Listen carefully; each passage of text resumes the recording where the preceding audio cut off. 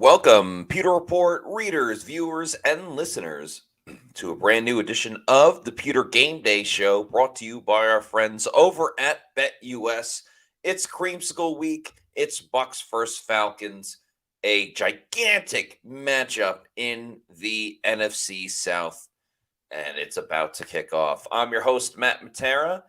Going solo dolo this week. My buddy Josh Capo, a fellow colleague at PewterReport.com, has a family event. So we hope he's having fun out there with his family. That's obviously very important. And because of that, we are going solo this afternoon. We have Jay Retcher coming on from Raymond James Stadium, and T. Kraz coming on later as well. So a lot of fun things in store for this afternoon, and I appreciate each and every one of you for joining me. Let's try to fix my hair. For joining me this afternoon. And since it's just me, have plenty of time to get to everybody's comments. So let's start right off the top with Devin Kramer, who says, "Not the effing creamsicle jerseys." Do you guys remember last year after we wore the creamsicle jerseys, we got destroyed by the Lions? Not having Evans and Godwin makes it even worse. But again, the negative of not having Evans and Godwin, plus the negative of that they don't win in the creamsicles. Not that the creamsicle is a bad jersey, but the two of those could make it a good thing. That's all I'm saying. Cincy Kid says, "Let's beat the Falcons." Also, I'm keeping the positive thoughts and vibes rolling. We got this. Woo! Everett Gilbert says, "Reverse the curse." Tom, go Bucs. Run the damn ball. Bench Brit, we'll see. Hello, Swee. Swee says, "What's up, chat? How you doing?" All right, and the Bucs are going to get the ball. So another storyline is, can the Bucs continue their consecutive streak of scoring a touchdown on the first drive? That I think 4 now, 4, maybe 5.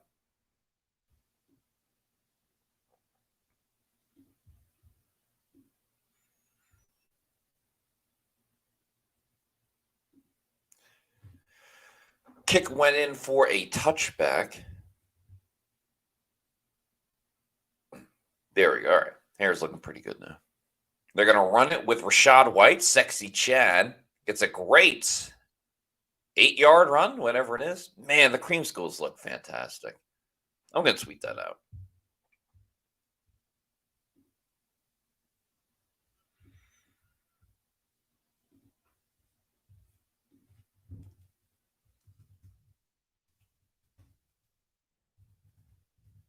Actually, I'm going to say they look, yeah, I'll go fantastic.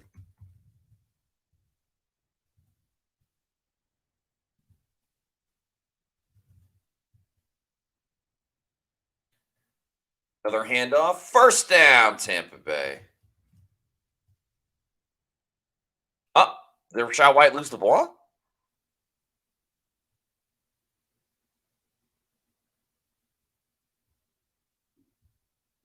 Oh, Rachaad White lost the football.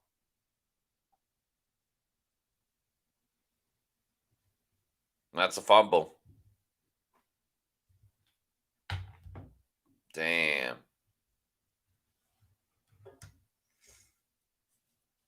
Right as I was tweeting about the creamsicles.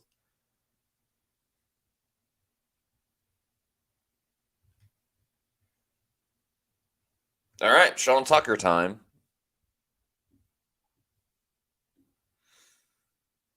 That looked like a fumble to me. I'm not sure what exactly needs to be reviewed.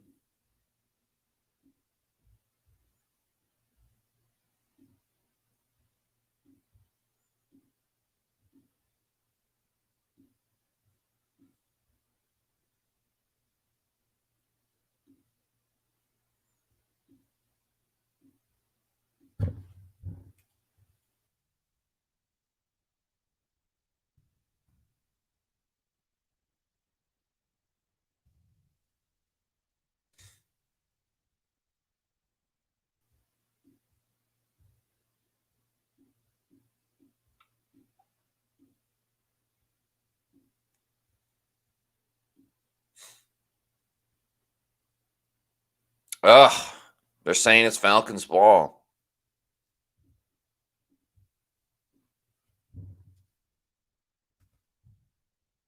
Jeez. Awful start. Bucs. Yeah, put in Sean Tucker. Okay, Falcons will get the ball right before the 40. Bijan Robinson stuffed up by the Bucs defensive line. Yeah, a lot of people are not happy with Rashawn White to begin with, and then you throw that into the mix. Brian Hernandez asks, "Is that Sean's first fumble this year?" I think it is. I'm pretty sure.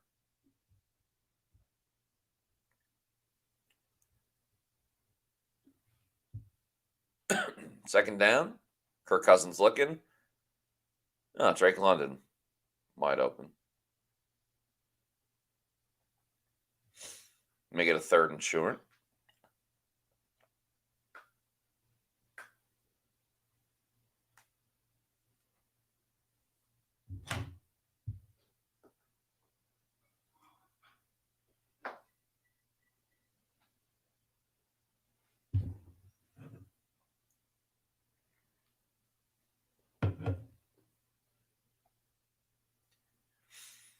Bucs send the blitz. It's a screen and it's dropped. That's incomplete.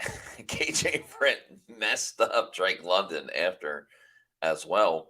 We'll see what Atlanta does here. It's 4th and 3. They're kind of in no man's land.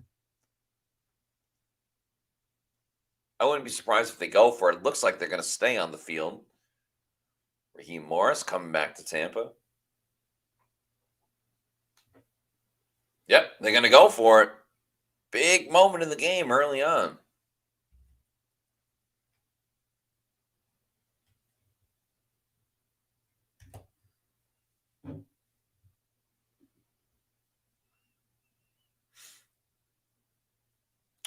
Cousins over the middle. Oh, he finds a wide open Kyle Pitts. There's a flag on the play. It's either going to be a touchdown or holding on Atlanta. Kyle Pitts reacted as if it's on Atlanta.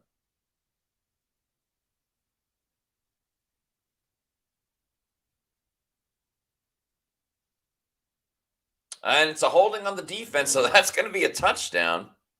Kyle Pitts wide ass open. And I'm sure it's communication. That's the issue.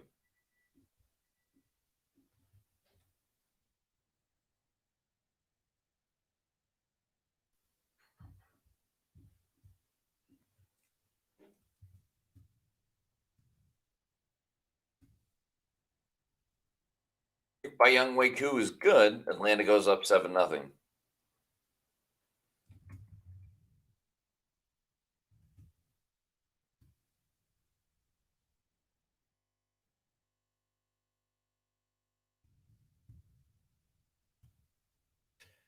Bucs quickly get into a hole.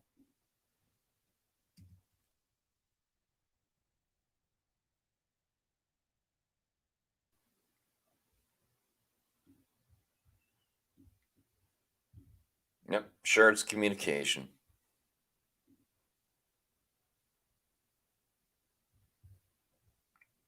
Let's see what we got. CHH Radio already says 7-0 already. Baby Boy 2 Demand says, who blew the coverage? I'm not totally sure. I need to see a replay. Evan Kirk says, see you season. Playing for the season to be done. Eater 17 says, disgusting. Angelina S says, hey, y'all, I'm late to the party. Welcome, Angelina. Hopefully you can bring some good luck. The Bucs are down 7-0 already. King, I don't know if that's, I know V is 5. I don't know if it's 7 or whatever. Dang, didn't know you can just throw the defender. Sam MC, Pitt's ready for another career game. Yeah, Husker Central says, who was that got burned? I'm not 100% sure. So I don't want to I don't want to speculate and call out someone when I'm not totally sure. Baby Boy Cheetah Man says, Bulls can't take and cover. 26 got bullied. All right, yeah, Christopher Oxentine says Merriweather just got killed. Yeah, so we'll see. We shall see. Yep. Someone else is saying Merriweather.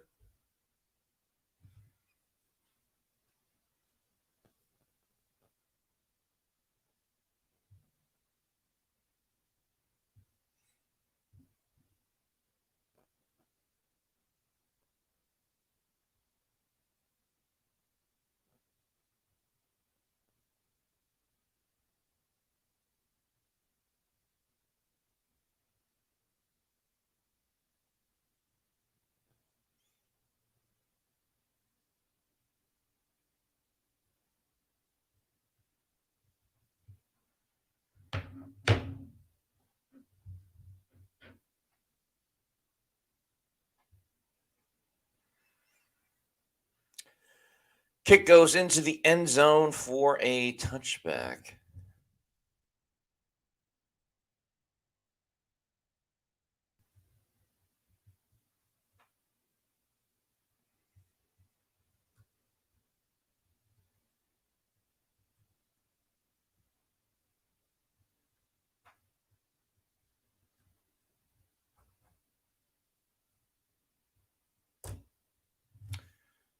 Okay, Baker Mayfield lines up in shotgun. Bucky Irving on the field as well. It wasn't known if Bucky was going to play. Baker drops back. He swings it to Bucky Irving, who makes some people miss. Gets a 9-yard gain. Well done, Bucky.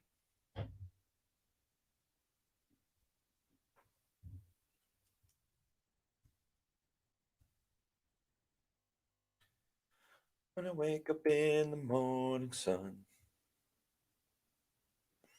Open bets. What bets do I have going right now? Bucs running with Bucky on second down, and that's going to be a first down, Tampa Bay.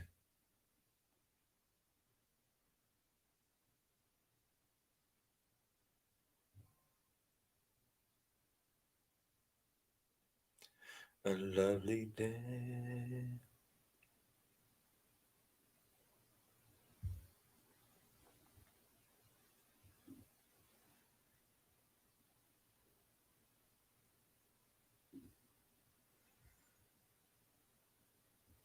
Cincy Kid says, let's buck and tuck. Yeah, do it up. And you have Bucky and Rachaad White on the field at the same time. The pony packets. And, all right, 4-yard run from Rachaad White. Lucas Petit says, finally, Bucky is in.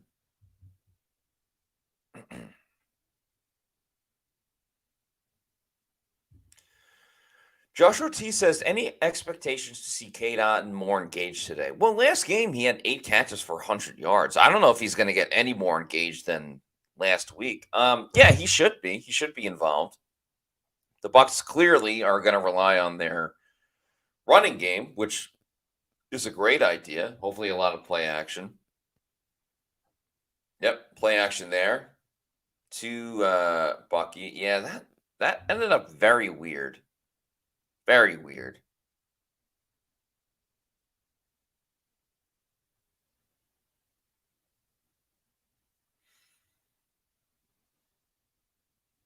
Yeah, I mean, Kadon did his best against the defender, but not enough.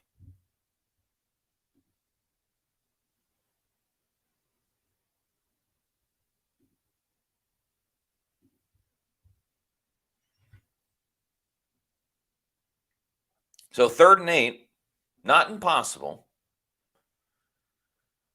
Baker throws, caught by Kadon, and he's going to be a yard short. There's no doubt about that. Go for it, you pansies. Yes, they're going for it. Nice. I love it. I love it. I love it. I love it.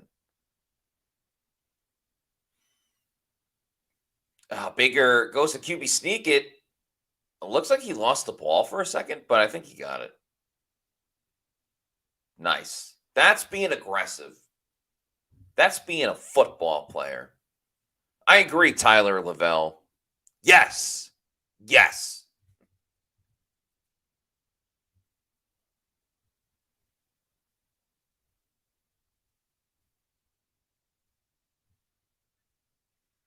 Good for the Bucs. Stay on the field. Get a damn yard.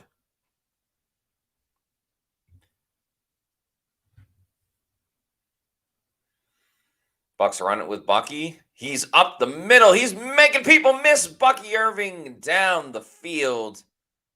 Bucs are close to scoring range.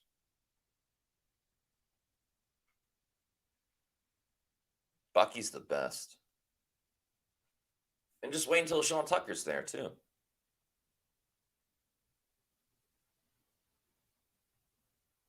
And he's doing it in the creamsicles.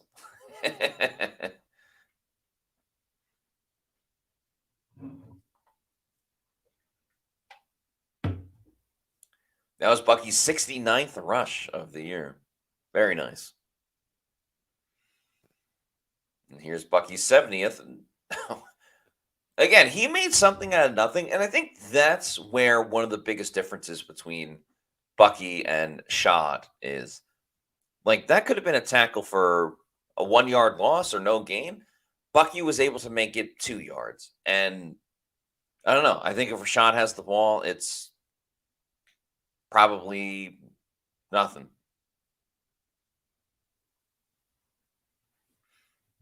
Furu Kawab, a YouTube channel member, says, run game looking good minus the fumble. I agree. Gotta love it. Was that Trey Palmer? No, Russell. I don't know why I keep saying Russell Shepard. Sterling Shepard with the catch. I should know that.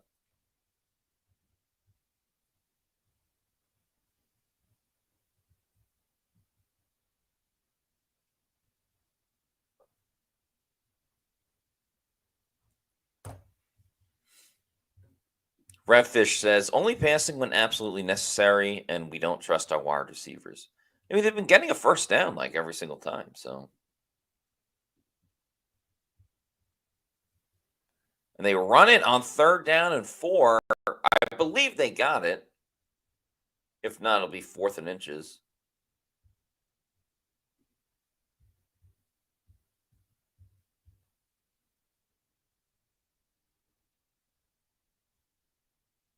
Yeah, first down, Tampa Bay.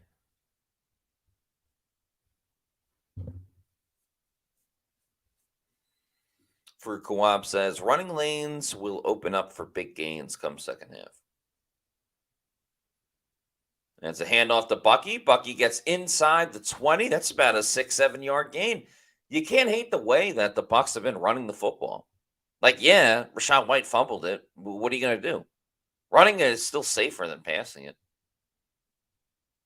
Tom says, keep running the ball. The damn ball, sorry. Connor Burke says, wear down that defense.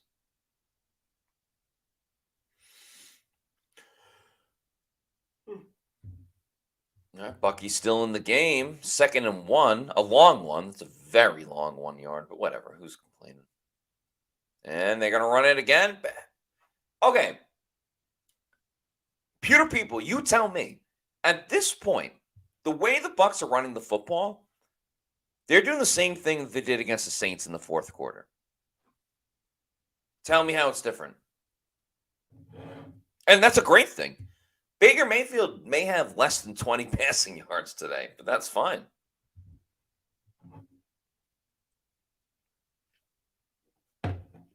Do this all game. As Tom says, keep running it, or just keep running it. Matthew Almeida says the Falcons' rush defense isn't that great. Let's take advantage. They run on 1st down. Rachaad White gets about 4 yards.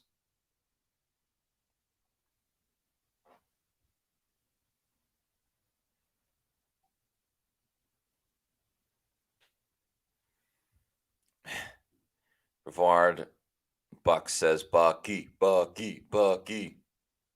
Tyler Lavelle, the Bucky White tandem.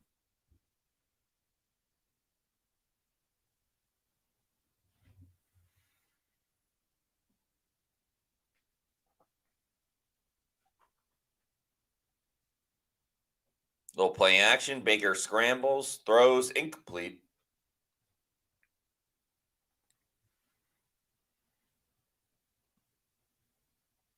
Screw it. I say run it again.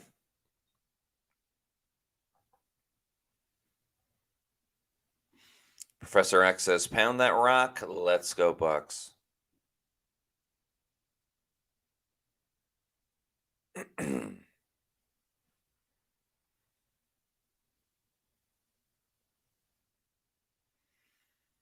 Baker's going to line up in shotgun with Rachaad White.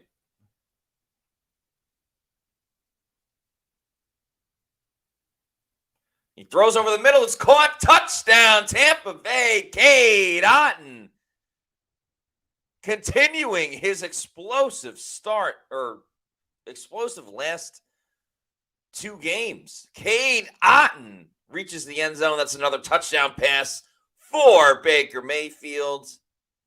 And let's play that video.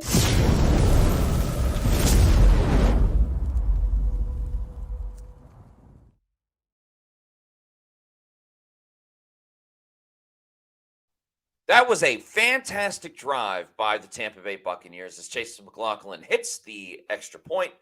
We are all tied up at 7. That's why you take the over in this game, ladies and gentlemen. I don't think I'm done with the Cade Otton touchdown reception, but I mean, the way that they ran the football was absolutely incredible. Absolutely incredible. And I'm going to tweet about the run game right now. So give me 1 second. And away at the Bucs and the ball. ... Look just like the fourth quarter against the Saints. Keep doing it till they stop it.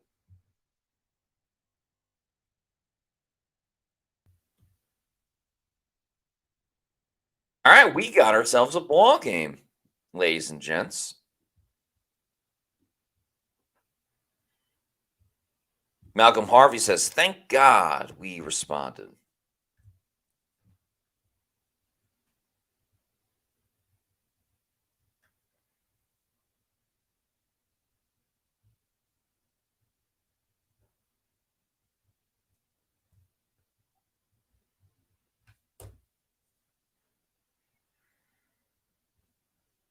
Cincy Kid says, Bucky show.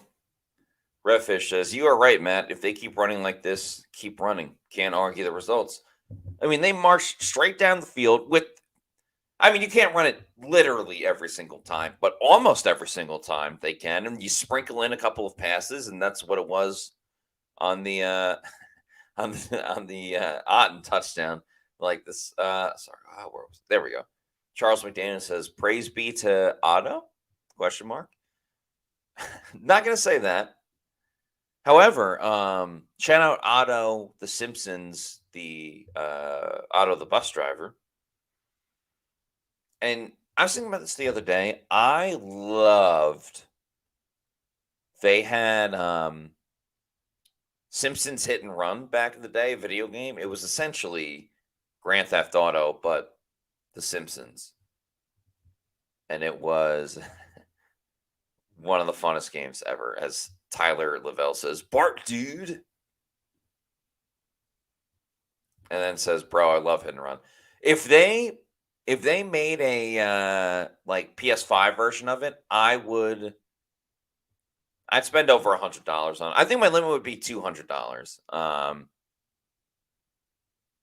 Yeah, I'd pay $200 for a Simpsons Hit and Run. After that, I probably would not, but yeah, I would totally do it. I love The Simpsons growing up. I was a big fan.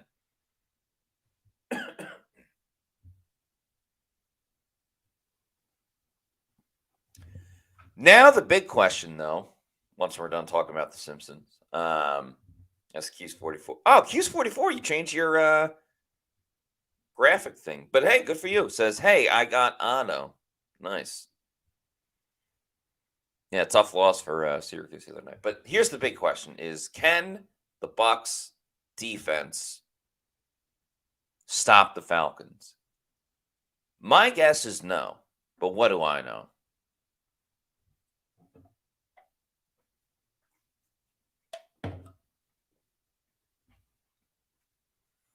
Cousins wide open down the field. Yep, broken tackles. This defense is a mess. This defense is a mess. It's awful. There's no other way to say it. It's awful.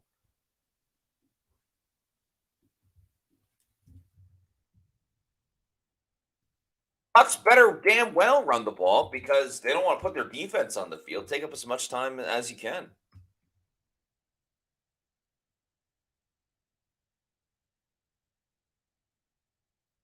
Defense is putrid, disgusting, awful, stinky.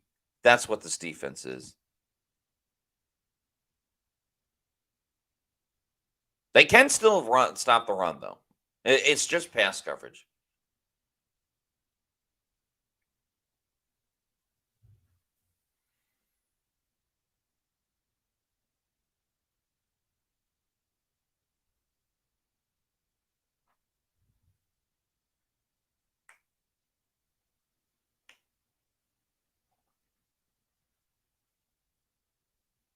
The Bucs need to win in their creamsicles.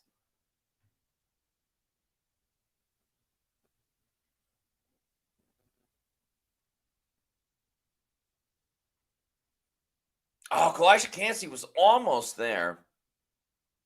Looking for Mooney.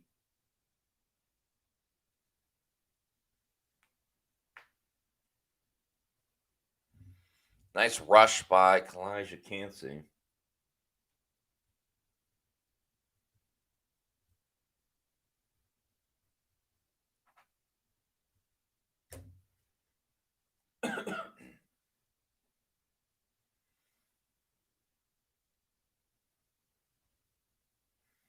Eight seconds to go on the play clock. First quarter, 2:51 remaining.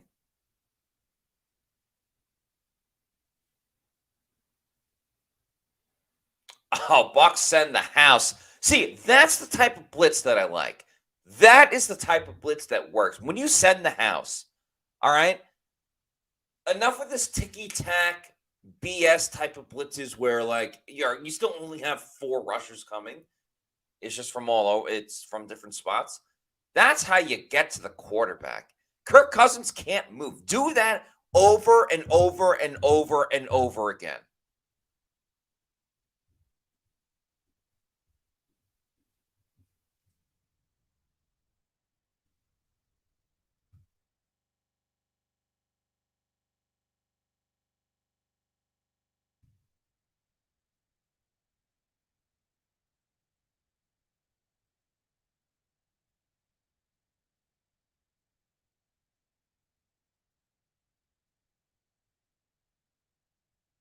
Okay, good punt by the Falcons. Got to give credit where credit is due. But the Bucs running the football, that's all you need. Timothy Fitzgerald says, finally. As The Rock would say, finally.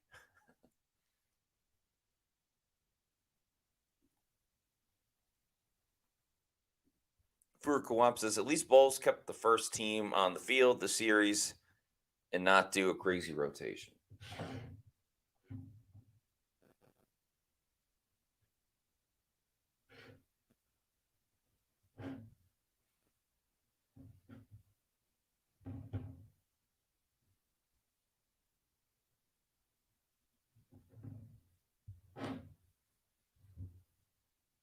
Bucs fan says, what the F? The Buck defense holds them?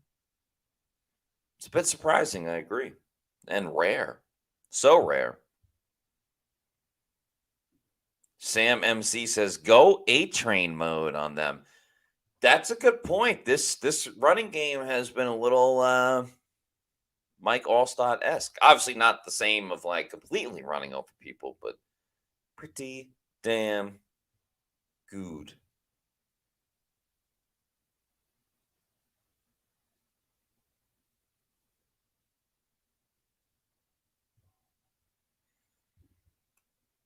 Redfish says, would you run Tucker or Irving at 3? I would go Bucky again. Let them get a little more room and then go Sean Tucker.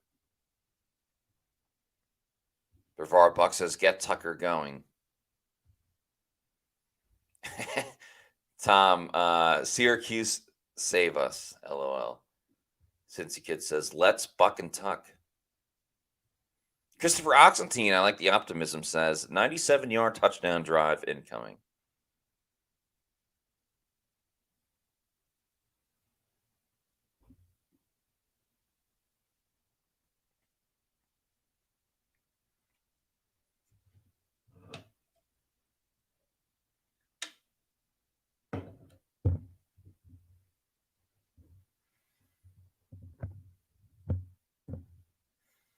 I like this by King the 7th or 8th or whatever it is. King the 7th. How about the O-line saves us?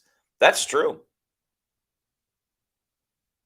Also, we got a super chat from Lucas Patisse. Thank you so much, Lucas, who says, it's so nice to say the Bucs have a running game.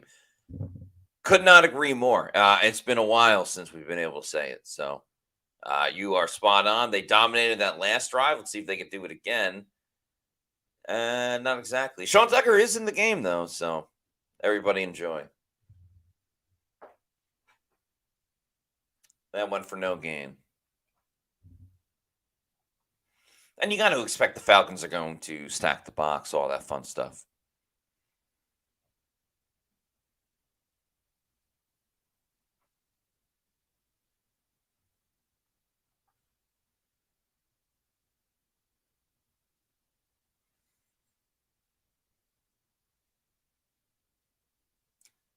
Cade Otton becoming a weapon. That's another first down for Tampa Bay. Shout out Matthew Almeida says, knock if you buck. Yeah, I do love I love the fandom over Bucky Irving. Cade Otton. You know, I was bullish on him earlier in the season. He's proved me wrong. I'm happy to be wrong. And that's the thing with like the Stephen A. Smiths of the world and stuff like that is like you make a take and they're freaking married to it. Like they have to see it come to fruition. If I have a take where it's, you know, unfortunately negative on someone as the Bucs go play action, Baker throws it to Sean Tucker, who gets a first down. If I have a take on a player or something with the team and it's in a negative aspect, I hope I'm wrong. Like, I don't want to be right about it. It's just how I feel. But hey, three-headed monster Sean Tucker gets into the mix. That's a first down, Tampa Bay. Bucs are moving the ball once again. And hey, look at this. The offense is going to be fine thanks to Liam Cohen. And they're doing it in the creamsicles, which is nice. Tucker makes a defender miss, engaged in a block with Cade Otton, makes a 0-yard gain into about a 4-yard gain. So well done by Shawnee Tucks. And the Bucs will have to run one more play with the play clock versus the game clock.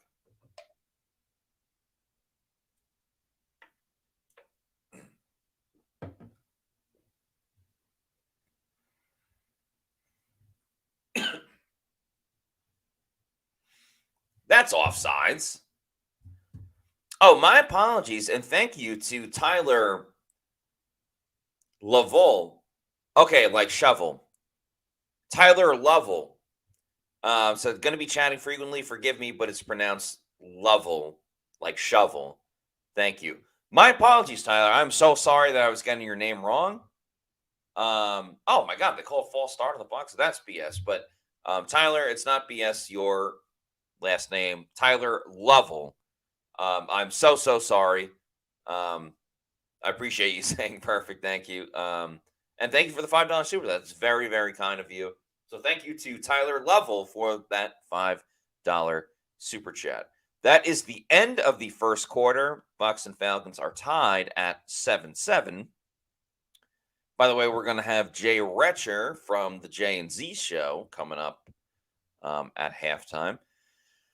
Let's also talk about our friends over at Autograph. So people have asked us before, are you going to get a Pewter Report app? And the answer is no, but that's because you can get to Pewter Report with the Autograph app. Autograph was co-founded by Tom Brady on the belief, that devotion should be rewarded and the future of fandom belongs to the fans. An autograph is what you already do as a fan. It's reading blogs, it's listening to podcasts, it's watching breakdowns, all in one place, earning you rewards for every act of fandom that you do. The Autograph app is completely free and available on Android and iPhones. It's currently featuring NBA, WNBA, Major League Baseball, NFL, fantasy football, and NCAA sports. And more sports are on the horizon. So you can read Pewter Report news. You can watch Pewter Report news. You can get all Bucs content. But we know Pewter Report has the best news. I don't need to tell you guys that. Watch our podcast. Watch other videos. Get rewarded in one free app. Just use the promo code Pewter to sign up. That's PEWTER. Pewter, PEWTER. Check out our friends over at Autograph.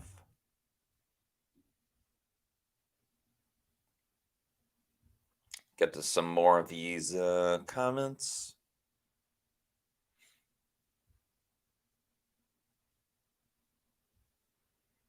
Kelly Buck says, come on, Worf.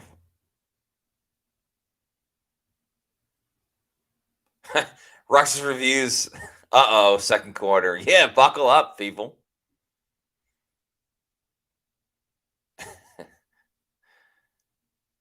Timothy Fitzgerald, a Pewter Report YouTube channel member, thank you for your support, says Otton has started to make the contested catches finally. Yeah, he stepped up. There's no doubt about it. As Trey Palmer makes a catch on 2nd and 12. Anamisi Himothy says, is Bijan hurt? Tyler Algier did take the last snap/reps. I don't know if he's hurt. If he's hurt, though. All right, 3rd and 8 for the Bucs. We'll see if they can continue their drive. They at least got out of the far side of the end zone. Baker throws over the middle. It's caught by Cade Otton again. And Cade Otton is past midfield, almost at the 40. This is incredible by Cade Otton.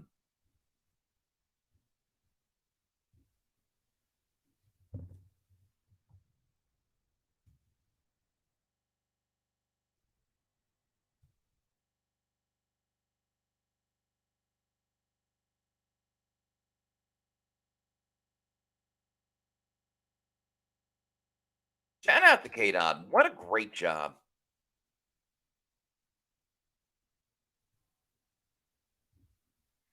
What a job well done. Baker swings it out to Bucky. He makes Matthew Judon miss. Trucks the other defender. Jesus, Mary and Joseph. That's right. Cincy Kid says today is tight ends day, according to Fox. That makes a ton of sense.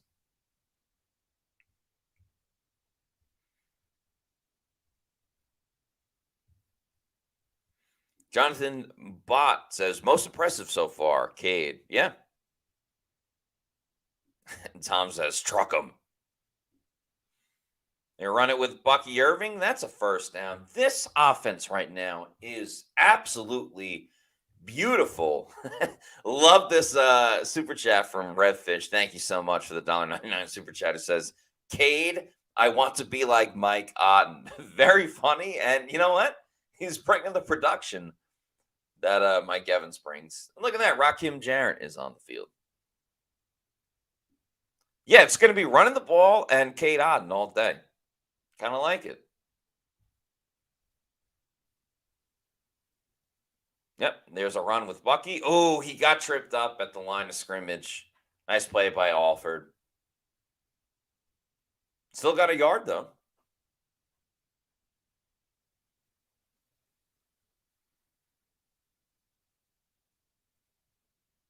Yeah, blitzed in between the guard and tackle. Josh Ortiz says, get the buck out of the way. Get the buck out of the way. 2nd and 9 for Tampa Bay. 2nd and 9 for Tampa Bay. Screen to Cade Otton. Yeah, see, they ran that play a couple of times last week. I think they ran it once against the Falcons on Thursday Night Football. But they do like doing that screen to Cade Otton, which I'm a fan of. But now it's becoming not obvious, but it's a little too regular.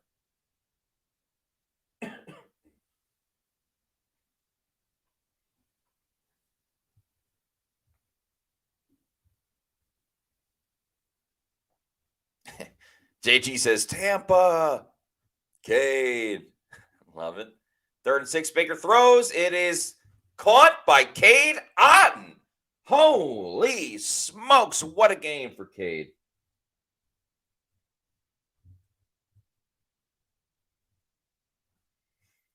When did Cade Otton turn into Rob Gronkowski?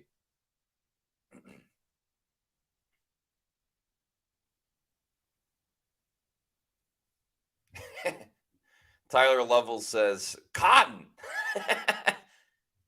He should be called that, Cotton. Already 6 catches for 64 yards and a touchdown. That's a great fantasy football day. Rachaad White gets the swing pass, heads up the field, and he's in the end zone. Touchdown, Tampa Bay. The 3-headed monster at running back rears its head towards the Atlanta Falcons, and the Bucs take the lead.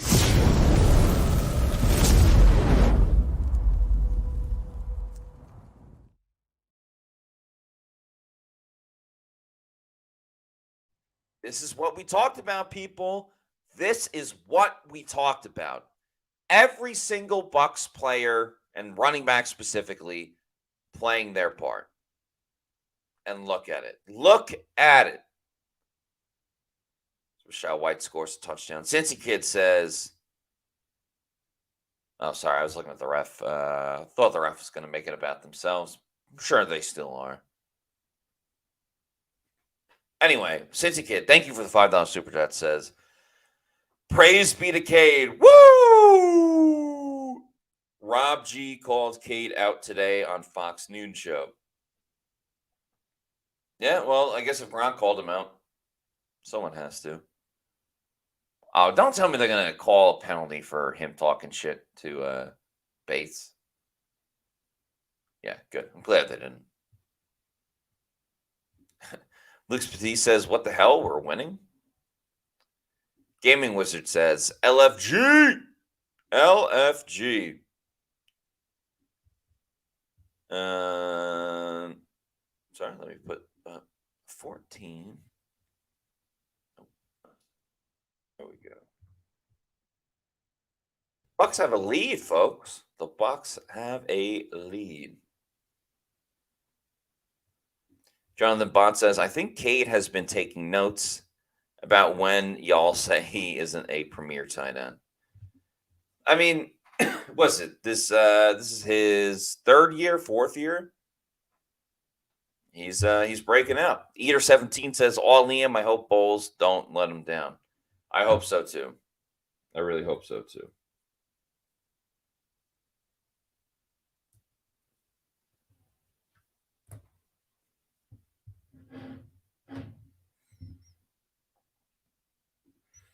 Frank G says Liam is the second coming of McVay.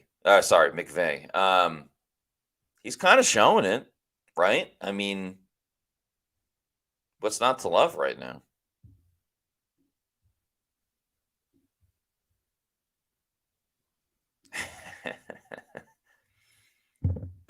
King Cook says, these refs been starving for attention so bad. Jeez, my phone's popping off. We have a $2 super chat from Timothy Fitzgerald. Thank you very much, Timothy. Who says touchdown pass number 20 for Tampa Baker. Let's effing K. I'm sorry, I don't understand the K Cal thing. Oh, let's effing cake. Okay, sorry, I'm not on top of stuff right now. Touchdown pass number 20 for Tampa Baker. Let's effing cake. Okay, I got it. Thank you, Timothy. Cincy Kid, thank you for the $2 super chat. Says Cohen is all known. Slight little thing. Cohen, there's no H in Cohen. It's Coen. But nonetheless, Cohen is all known.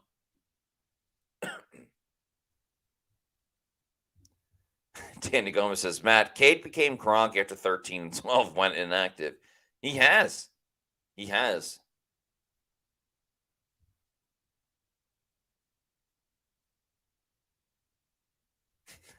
Josh Weiss says, thank you, Level, pronounced like shovel. There you go. Commenters helping out commenters. Chatters helping out chatters. Sam MC said, Bucs cannot let Cohen get poached. And it's very funny because Baker was pretty much asked that this week, where it was, Liam Cohen's been great. How do you keep Liam Cohen? And Baker joked that you got to bring him into a back room and beat him up. Bucks Basement, thanks for the $2 super chat, says Bowles better retire, replaced by Cohen. I don't want to speak on the job of Todd Bowles, as Bijan Robinson. Woo! Bijan took a hit from Jordan Whitehead. Gotta see how the season plays out. I'm with it. But if they win, Todd Bowles will stay. If they lose and the offense still looks good, then yeah, that's what I would do. Josh Ortiz says, Matt, give a shout out to my fiance and mine, healthy baby girl Olivia. Let's go Bucks. Are you saying, Josh, that you and your fiance just had a baby daughter? That is wonderful. Congratulations on your baby girl, Olivia. That's amazing. Congratulations, if that's the case. Let's see. Josh says, we jumped on the Dave Canales train super quick also. Canales was fine. I'm not here to be like, Canales sucked. Yeah. Yes, sir. Okay, so congrats to you, your fiance, baby Olivia. That is wonderful. Congratulations, Josh. Thank you so much for joining us, even though you got a newborn baby. That's incredible. Wow, I'm so happy for you. I really am. I feel my heart warming as I read that last comment. So congratulations to you, Josh. That's amazing. As Q's44 says, blessings to baby Olivia. Absolutely. As Farouk Kawab also says, whoa, KJ actually made a play. That he did.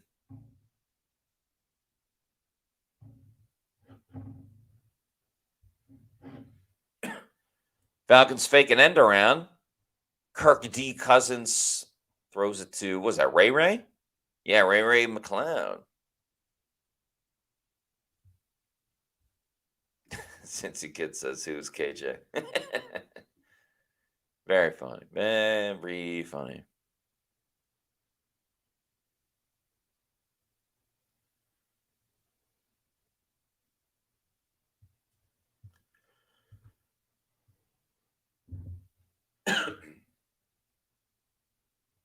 Eight minutes to go in the second quarter. Cousins in shotgun on 2nd and 4. Gives it to Algier. Goes up the middle. That's going to be a first down for the ATO.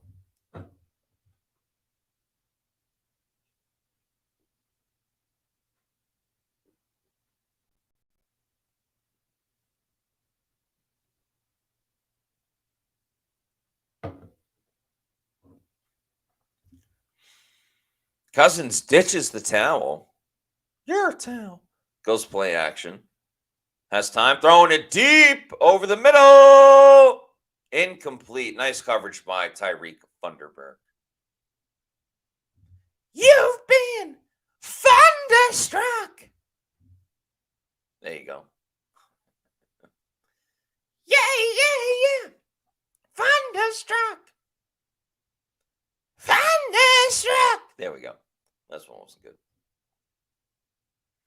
Yeah, well done. Could have intercepted it. Kind of missed it. Glad you enjoyed the, yeah. Coulda, woulda, should have picked it.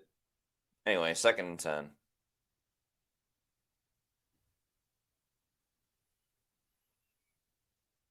Cousins over the middle, caught by Kyle Pitts, and he is having a career. Oh my God, he might have lost that ball. Hold on. I mean, terrible coverage. He may have lost that ball.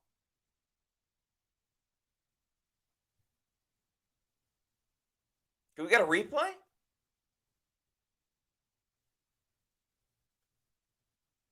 Oh my God, that's so close.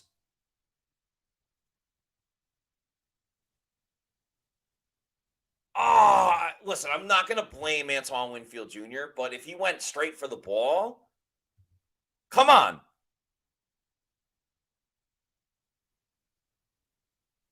Also, Shaggy, thank you for being a Pewter Report YouTube channel member. But AC/DC had a million songs. They had Thunderstruck, Back in Black, You Shook Me All Night Long, Hell's Bells, Highway to Hell, Dirty Deeds, Done Dirt Cheap. Yeah, tons of them.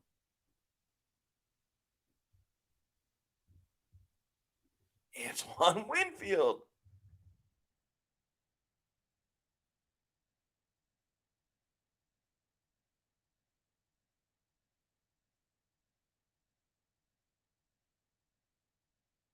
And I hope that's a fumble.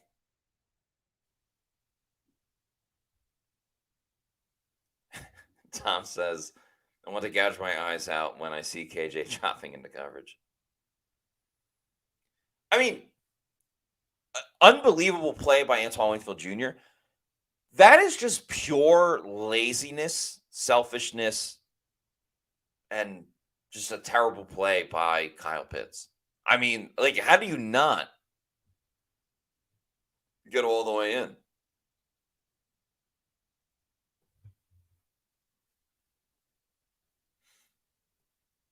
Like, Kyle Pitts should be ashamed of himself if this isn't a touchdown.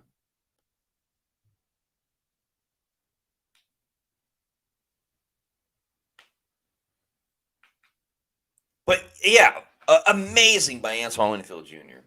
Amazing.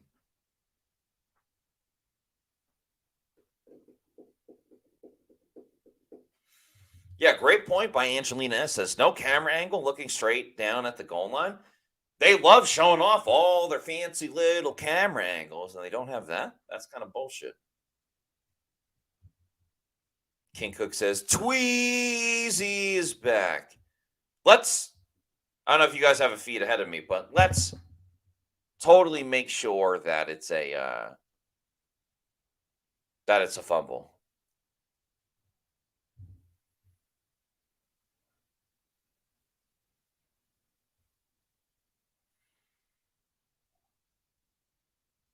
Yeah, let's see what it is. I don't want to get all uppity and stuff. It says the call stands. So a second, as JoJo once said, a little too late.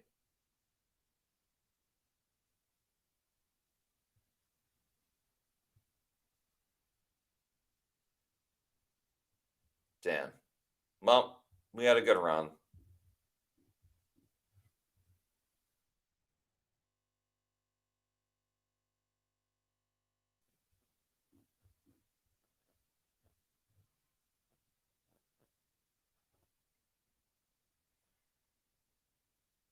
Kick by Koo is good. We are tied at 14, folks.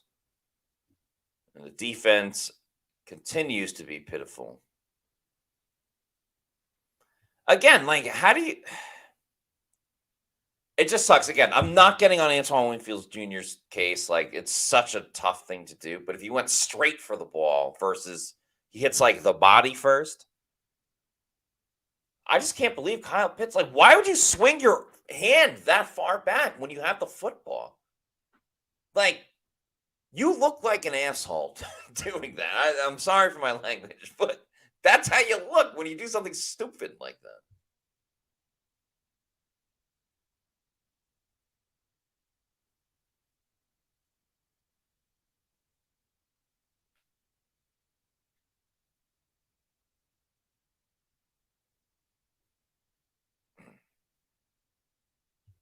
Yeah, I agree with what Angelina said and what other people have said as well. Is like, what about the pylon cam?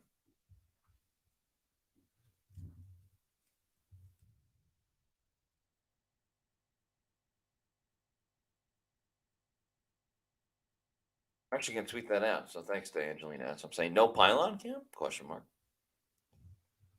But thank you, Angelina. You inspired something.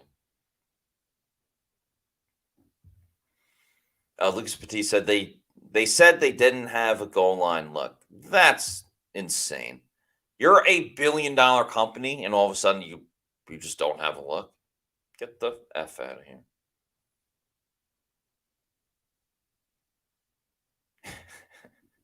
Tyler Level saying it's horse duty.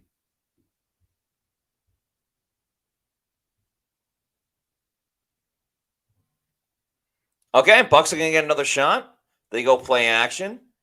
Thrown to Jalen McMillan. There is a flag on the play, however.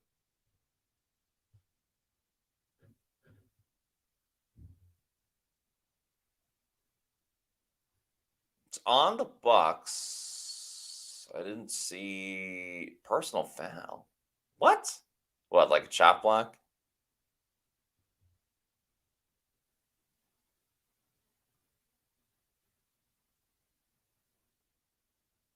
Oh, get the hell out of here.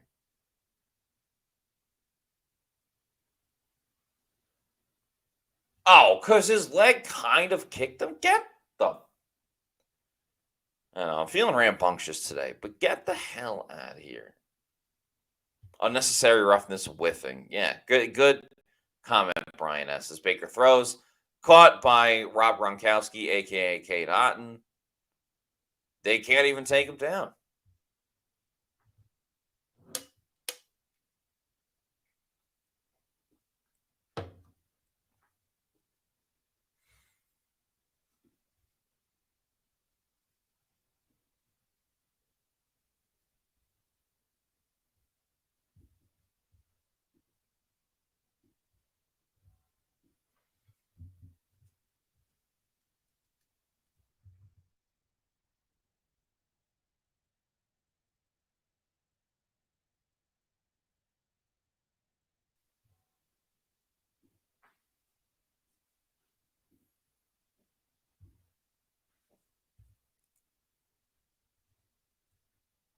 Be 3rd and 7 for the Bucs.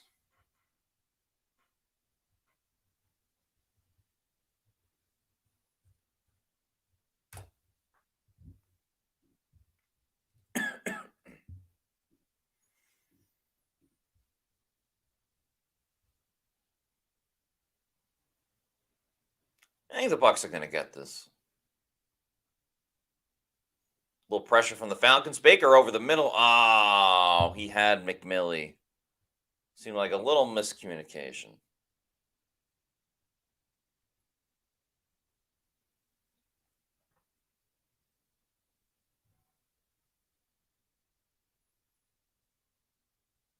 Ah, that's a touchdown if he can find him. It's obviously behind him. Whew. Angelina S says, "Oh my effing G, we missed an easy touchdown."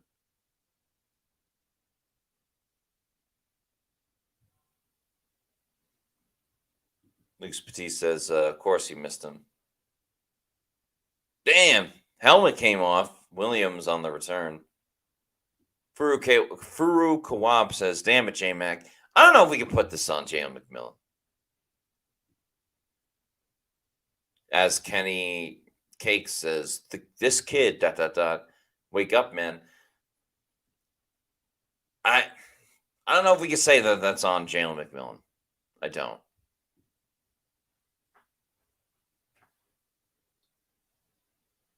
We don't know the call, the route, everything. I'm just saying, let's back off of Jalen McMillan for a quick second.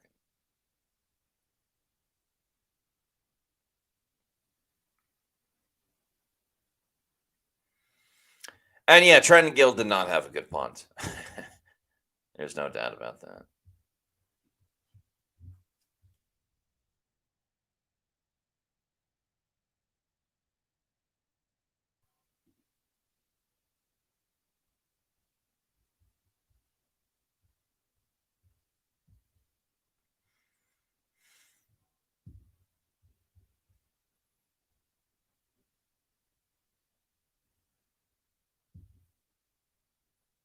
Tyler Lovell says, why everyone blame Bowles for these inflicted obstacles? Yeah, not all of it's on him. There's certainly a good amount of issues, but yeah.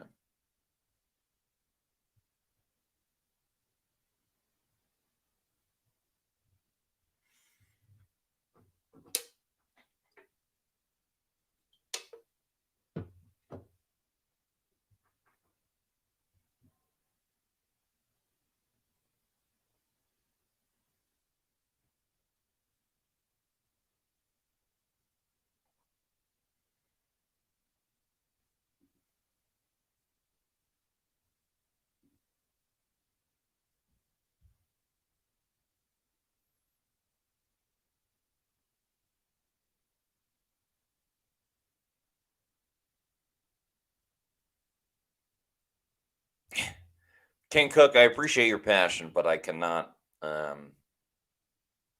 put your comment on the screen. Same with you, Tom. But nonetheless, I appreciate you guys caring so much. Fruit says, Todd, soft zone Bowles.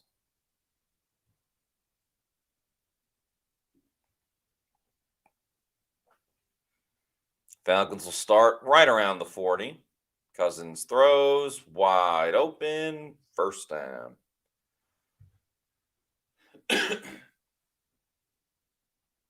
Well, when the Falcons inevitably score on this drive, the Bucs will be on pace to allow 42 points. So that's kind of cool. Not really.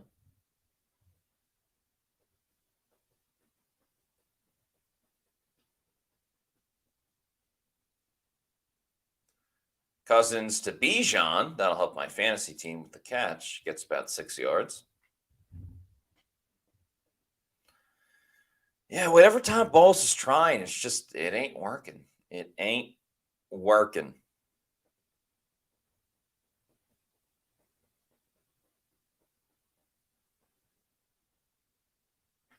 Sam MC says, ugly second quarter again. Up and down with the question, Matt. What is most surprising about this Bucs defense? The fact that they can't cover because they're getting pressure. They get somewhat pressure, and they just can't cover anybody as Bijan Robinson rushes for a first down. See what my fantasy team's doing. Probably terrible. Tennessee kind of keeping it close. Not exactly.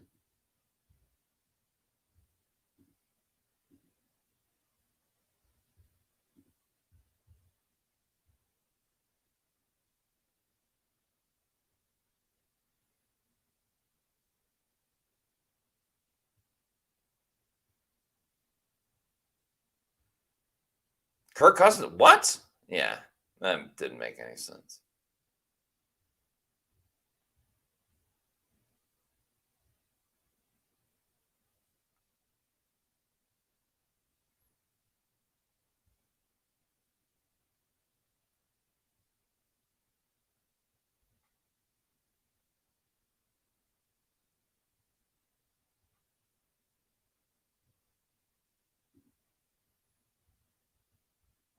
Q's44, being optimistic, says, just get through the second quarter and we win.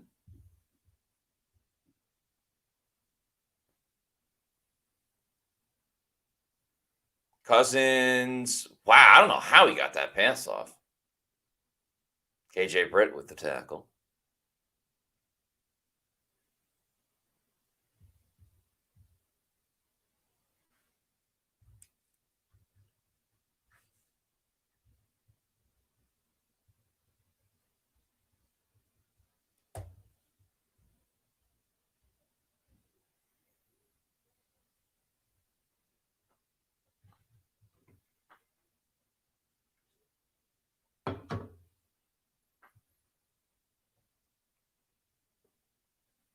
Cousins over the middle. Oh my God. I mean, come on. Come on. Kirk Cousins is going to throw for 1,000,000 yards. Jeez. Whew.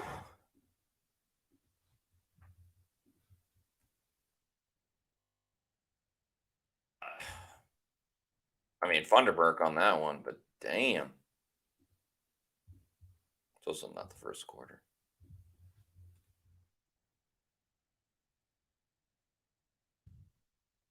My neighbor's going on. Good for my neighbor. Jeez. Jeez Louise, as some people would say. Oh, we got a super chat to get to. Excuse me. Thank you to Redfish for the $4.99 super chat. Says Falcons offense struggles for Saints and Seahawks, and then gonna light through us twice. This is a Bulls Buck thing. I very much agree with you, Redfish. It's again, we knew the Bucks offense was going to be an uphill battle, and they are battling and pretty well. I mean, they've scored 14 points. If you give this offense the ball in a tie game with the lead and stuff, they can really do some things. But if they're going to be continuously down, and Kate Otton's proved that he's been fantastic, but you can only go to Kate Otton so many times in the passing game. Now it is a one-score game, so the Bucks can still run their, very regular offense and all that stuff. Man, this defense is a mess. It's an issue.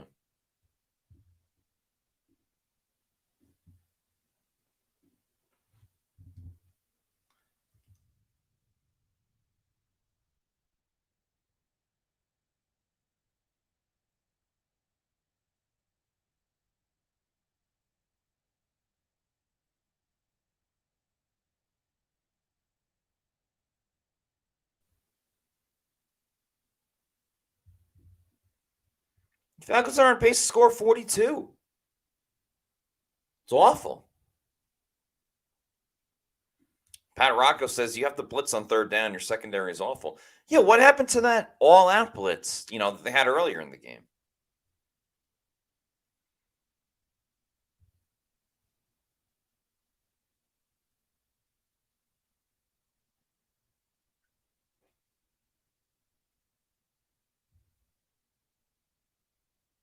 Rain Douglas says, rush 4 to play coverage and ... Got a couple of super chats. Thanks to Will for this $1.99 super chat. Says, Ravens with 3 points at their week. Cohen greater than Bulls. Yeah, I mean, if the Ravens are struggling, what does that say? Man. Bucks Basement, thank you for the $2 super chat. Says, sure hope KJ's worth getting fired over balls. I mean, the deep balls have been on KJ Britt, in fairness. But yes, I do get your point of, you can't be afraid to replace guys or do whatever.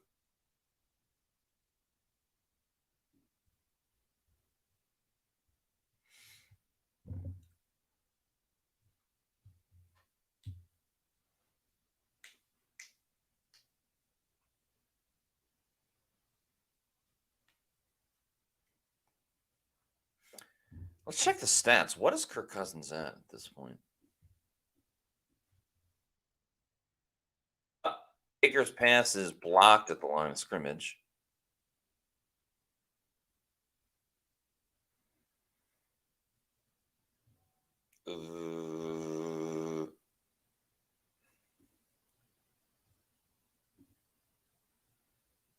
There's the Bucs. At least every Bucs game has been highly entertaining. Like, all they do is get in high-scoring games.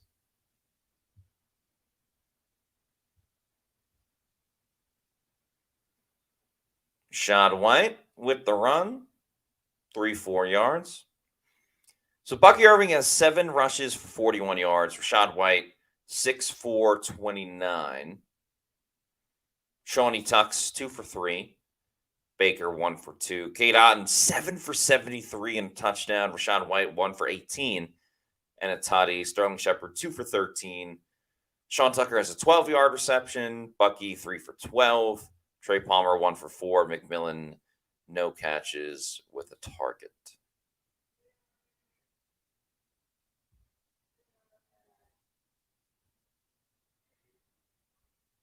Kirk Cousins has, only 180 passing yards. Seems like it should be a lot more.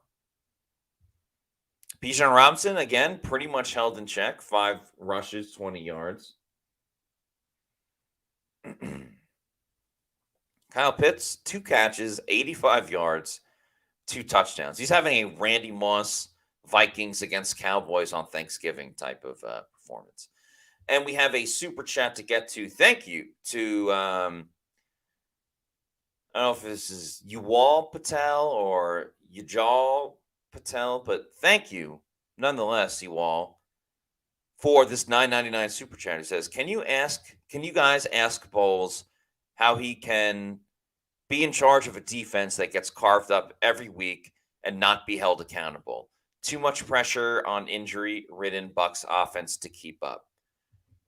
Absolutely fair. That will be, I'm not at the stadium, but that will be asked by somebody today. It should be continued to be asked until there is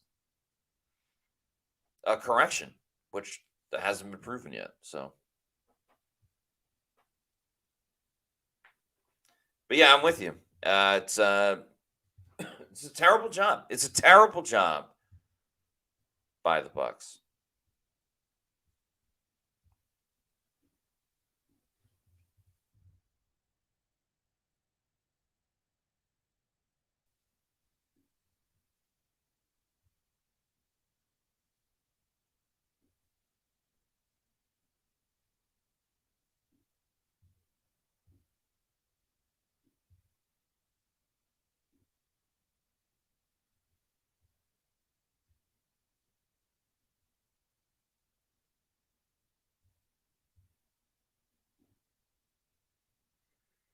Shanks says Bowles is great. Lucas Petit says, I thought Yayo was supposed to be good. He hasn't done anything. He had a sack last game. 3rd and 6 for the Bucs. Baker has time. Thrown down the field. Caught by Trey Palmer. Tampa Bay Trey. The Bucs continue to scrap. They continue to fight. Well done by Trey Palmer.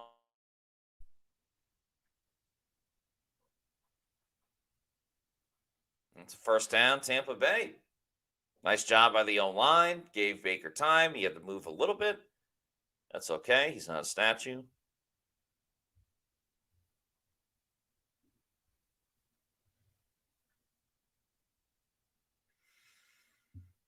Falcons have a player down. Linebacker.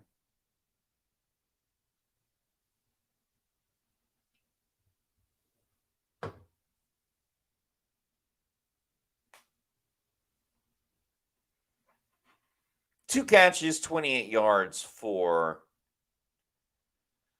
Tampa Bay Trey Palmer.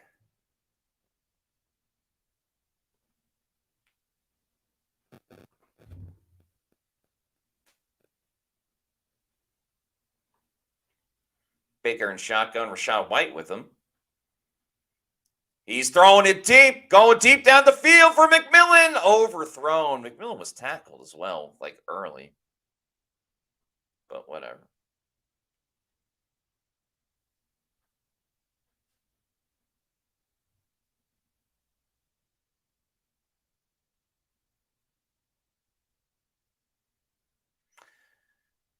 Man, if he ran a little harder.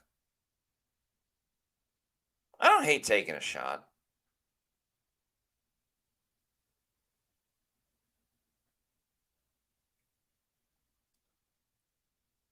Now, dump off to Rachaad White. Can't break the tackle.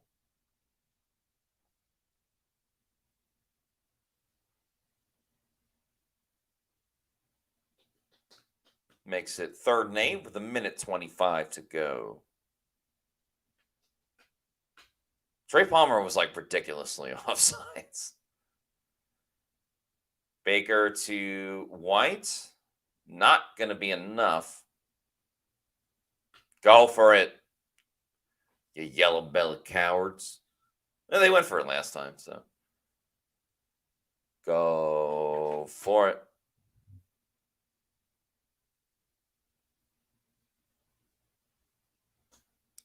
Atlanta calls timeout.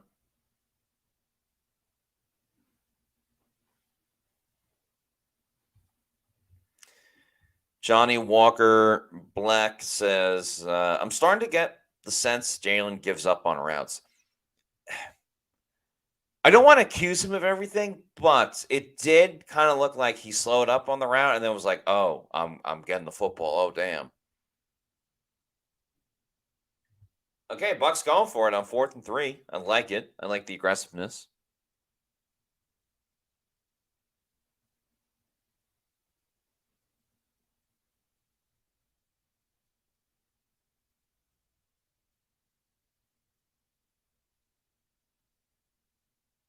Play clock at 3, 2, 1.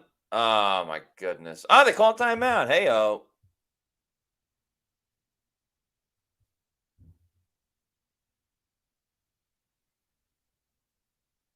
Oh, come on. All right, Chase McLaughlin. I don't hate that.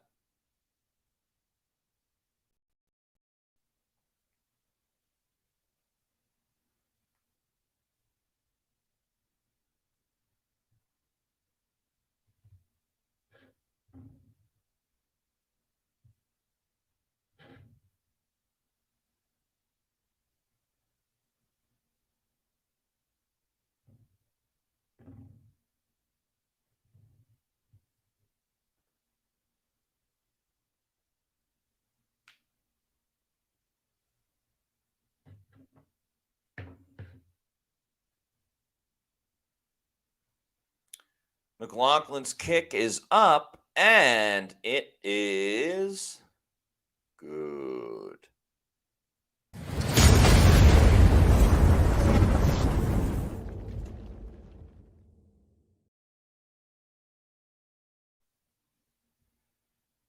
Bucs get a field goal.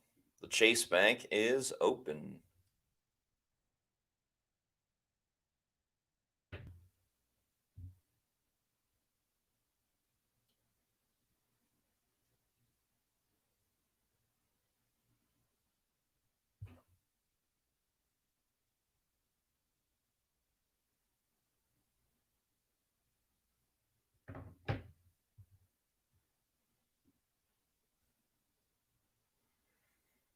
Keys 44. I appreciate the optimism. Says Tuck could have got the first.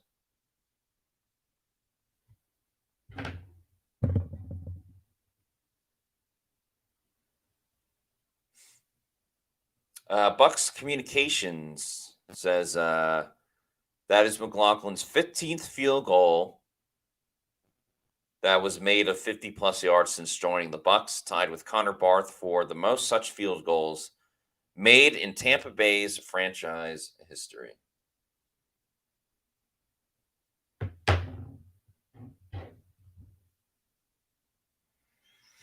Joshua Porter says, you guys just start putting White in on 3rd down and let Bucky run. I'm with it. I'm all for it.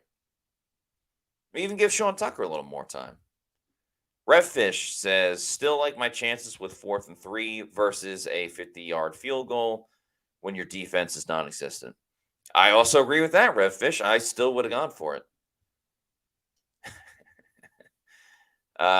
Mia says, rolling swishers hitting switches.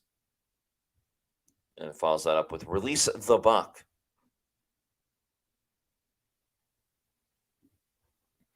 Professor X says, we've been the NFC South champions and in the playoffs for the last 3 years when it was 15 plus years without one appearance. So you got to appreciate the good times when you are in them. Rux Review says, please go Don.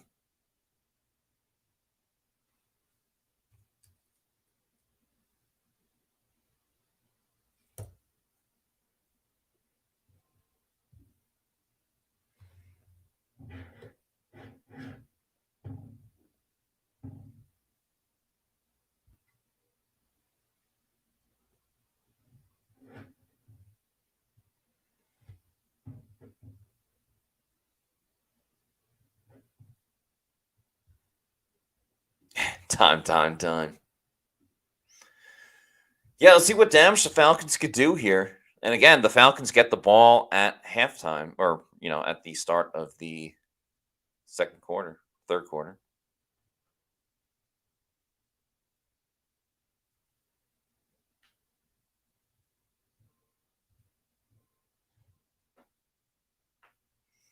Damn, Sterling Shepard is questionable to return with a hamstring injury. Not the news you want to hear.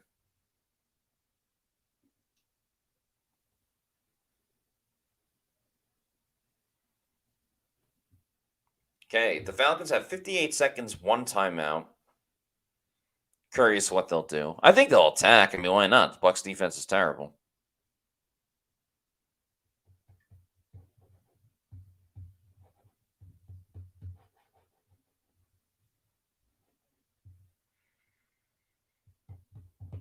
Who knows? Maybe somebody steps up. We shall see. So again, to set the table, 58 seconds to go. Bucs down 21-17. Cousins to the outside, caught by Drake London, gets out of bounds. About a 4 or 5 yard gain. Izzian on the coverage. That's the one thing the Bucs defense has done pretty well with is Drake London, not exactly the factor that he was in Atlanta on Thursday night a couple weeks ago.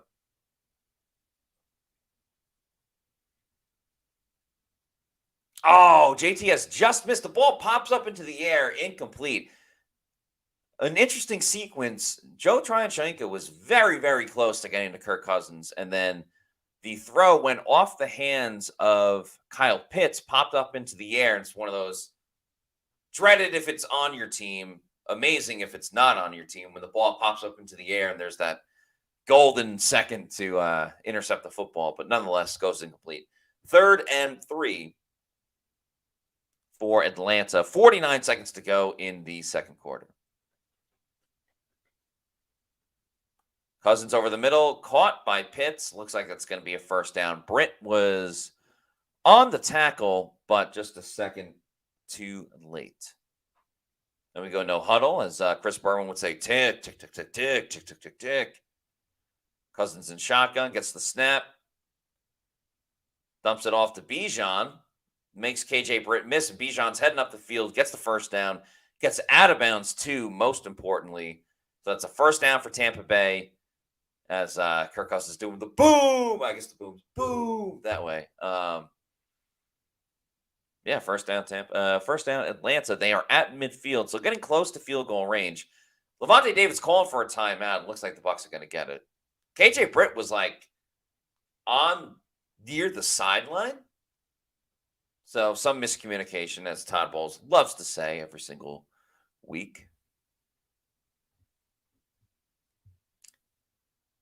By the way, another reminder at halftime, we'll have our friend Jay Retcher joining the show from the Jay and Zach show.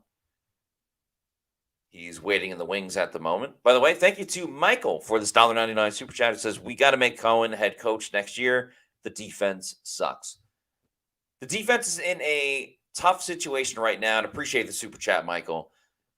Defense is in a world of hurt right now. There's no other way to sugarcoat it. It's been tough. It's been tough.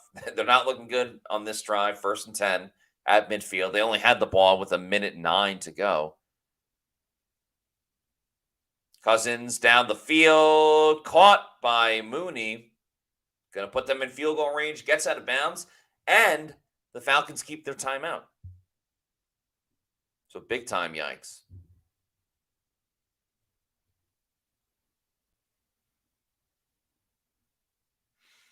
"19 seconds to go. Falcons inside the 30. Cousins to the outside, caught by Pitts. Tackled immediately by Izzy, and I imagine the Falcons will use their timeout now.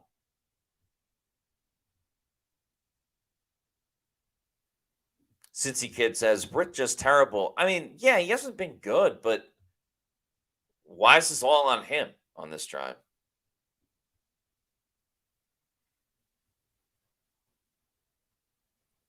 That was a great throw by Kirk Cousins.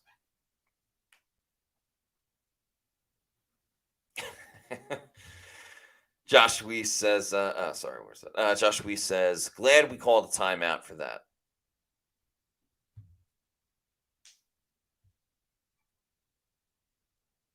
All right, 13 seconds to go. Falcons do not have a timeout.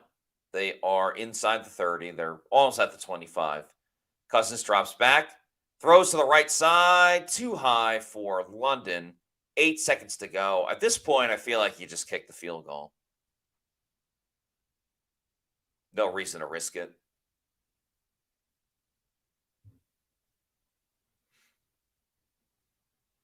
But hey, if they want to risk it, Bucs aren't going to complain. 9 seconds to go. I feel like you take a shot at the end zone, nobody's open, you just throw it away.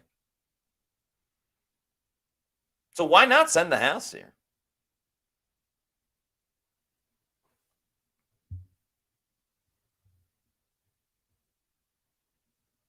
Oh, Anthony Nelson came close. Cousins down the field, incomplete.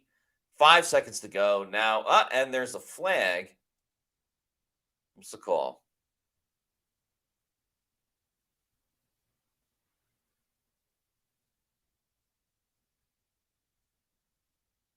Illegal contact on the Bucs. Now, there's 5 seconds, so at this point, I feel like, if anything, it just makes it a closer field goal for Younghoe Koo. It's too risky at this point to try anything else.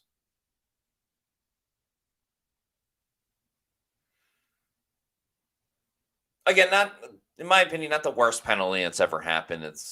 They're already in field goal range.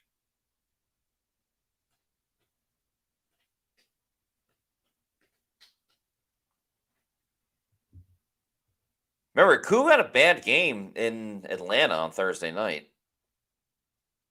Clearly, he was righted those wrongs. Falcons are up 24-17, so Bucs are down a touchdown with 1 second to go in the half.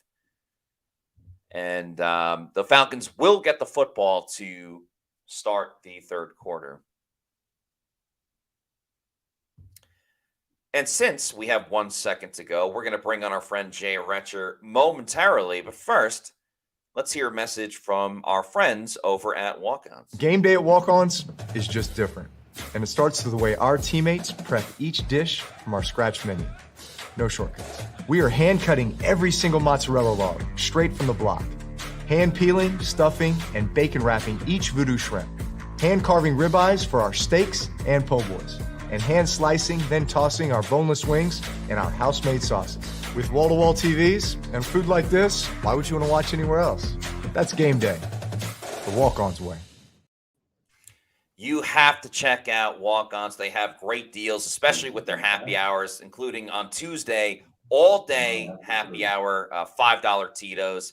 I was there the other night, Thursday night, actually, watching some Thursday night football at Walk-Ons. Of course, they have happy hour then as well from 3 to 6 and from 9 p.m. until close. They have $3 happy hour pours, $3.99 domestic pints. Their food is fantastic as well. Can't go wrong with the fried pickles, one of my personal favorites. The boneless wings are fantastic. I'm a wings guy. I'm sure a lot of people watching the show are wings people as well. Cannot recommend walk-ons enough. Also, check out their game day specials. Bucs play a Monday night game next week, I believe, against the Chiefs. So if you want to spend all weekend at walk-ons, not a bad choice. They have great deals on Saturdays and Sundays. Pints of $4.49 and 22 ounces of $5.99 of Michelob Ultra, Bud Light, and Budweiser. You get $5 Heineken Silvers as well, $5 neutrals. So check out walk-ons. There's 3 in the Tampa Bay area, including one near Wesley Chapel, where Scott Reynolds lives, one very close to Raymond James Stadium in Midtown, close to where I live as well. So you never know who you're going to run into. I saw Will Golston at a walk-ons a couple weeks ago. Great time, a lot of fun, and fantastic food and drink. So check out our friends over at Walk-Ons. All right, joining us now live from Raymond James Stadium, a good friend, a great person, and an amazing human being, Jay Retcher from the Jay and Zach Show. Jay, how's it going, my man? What's the atmosphere right now at Raymond James Stadium? Thanks for having me, buddy. Always a pleasure. Appreciate the kind words. A lot of creamsicle out here today. So everybody jacked up here at Raymond James Stadium. Unfortunately, 24 points given up in the first half. That's the kind of the name of the game so far today, buddy.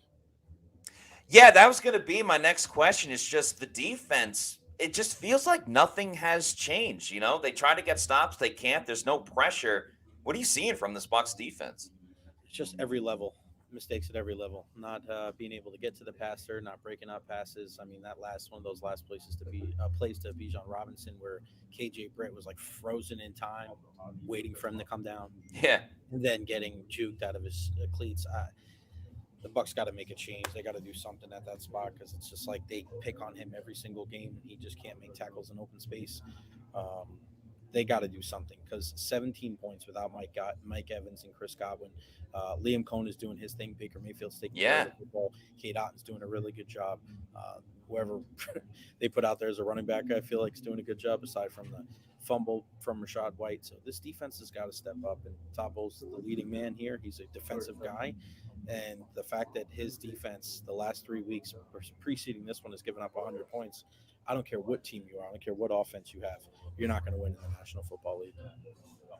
I don't know if you saw the brief roster change that happened right before the game. They activated Rob Gronkowski all of a sudden. I mean, Kate Otton. Kate Otton has just been incredible in this game. I mean, he's truly having a breakout performance between what he did last game against the Ravens and now in this first half against the Falcons. Yeah, he's been fantastic. And, it's funny when people are like, oh, the Bucs need more from Kate Otton. I understand that, but it's just like, where is he ranked when it comes to the depth chart of who's going to get the football, right? I mean, when you have Chris, you have Mike, you have 3 running backs, right? Like at the very best, he's probably your 6th best option. What does that have to do with him? I don't know if it has anything to do with him. He's a guy that's been used a lot for his blocking and maybe in the red zone or for some key third down conversions, but it's not like this guy is getting 12 to 15 targets a game.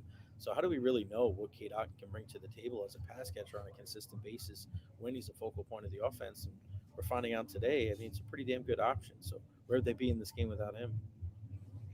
No, you're spot on with that analysis. I'm thinking the same way that you are.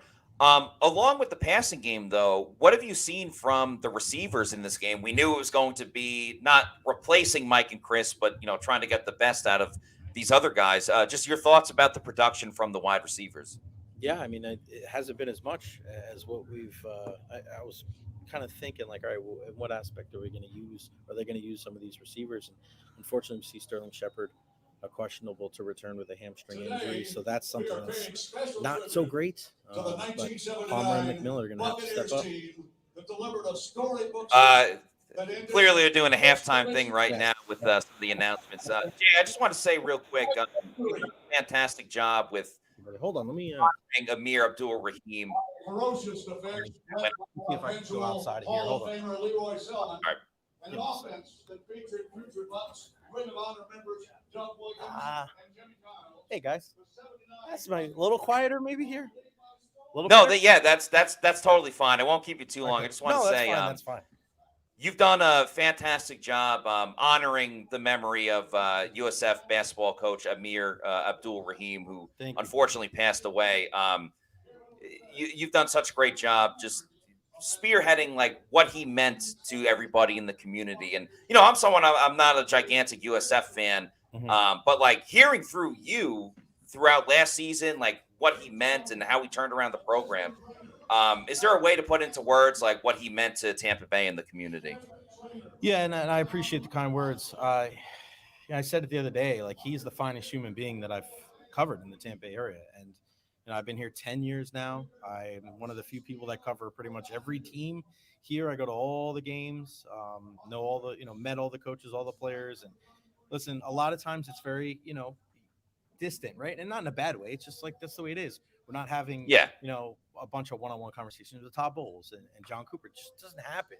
Like after their press conference, like Todd walks out, you may say like a quick word or two, even in training camp. Like me and you are out there pretty much every morning at training camp, and he'll walk by, we'll say hello, maybe a quick back and forth. But Amir Abdul Rahim, after every single game, after every press conference, went up to everybody, shook their hands, looked them in the eyes, and said, thank you for covering our team. Like, it's just a different kind of dude. And the way he spoke about his players, he really took it to heart that he was not just a coach, but a leader of young men. And he really understood that his place in our community of, hey, I'm not just a basketball coach. I'm a person that people are looking up to and people that want to kind of, he's a role model, right? I mean, for lack of a better term. Yeah.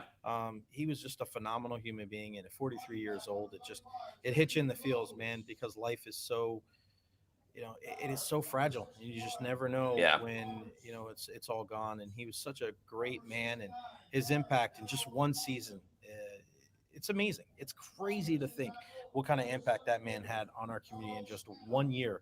And he kept saying, like, this is we're Tampa Bay's home for hoops. And it wasn't, hyperbole. Like it was real. There was people at USF basketball games that I've never seen. I didn't even know they were basketball fans. Right. But it was great. And obviously the celebration of life is going to be on Saturday at the Angling Center. I'll be out there with a bunch of people from the green and gold, but yeah, sorely missed, man. And if anything, it's just a great example of, your loved ones, man. Make sure you let them know how you feel. And if you ever have any, things where you're not getting along with somebody, life is too short, man. Reach out to them and mend those fences, because you never know when you don't get that opportunity to do so. Yeah, absolutely.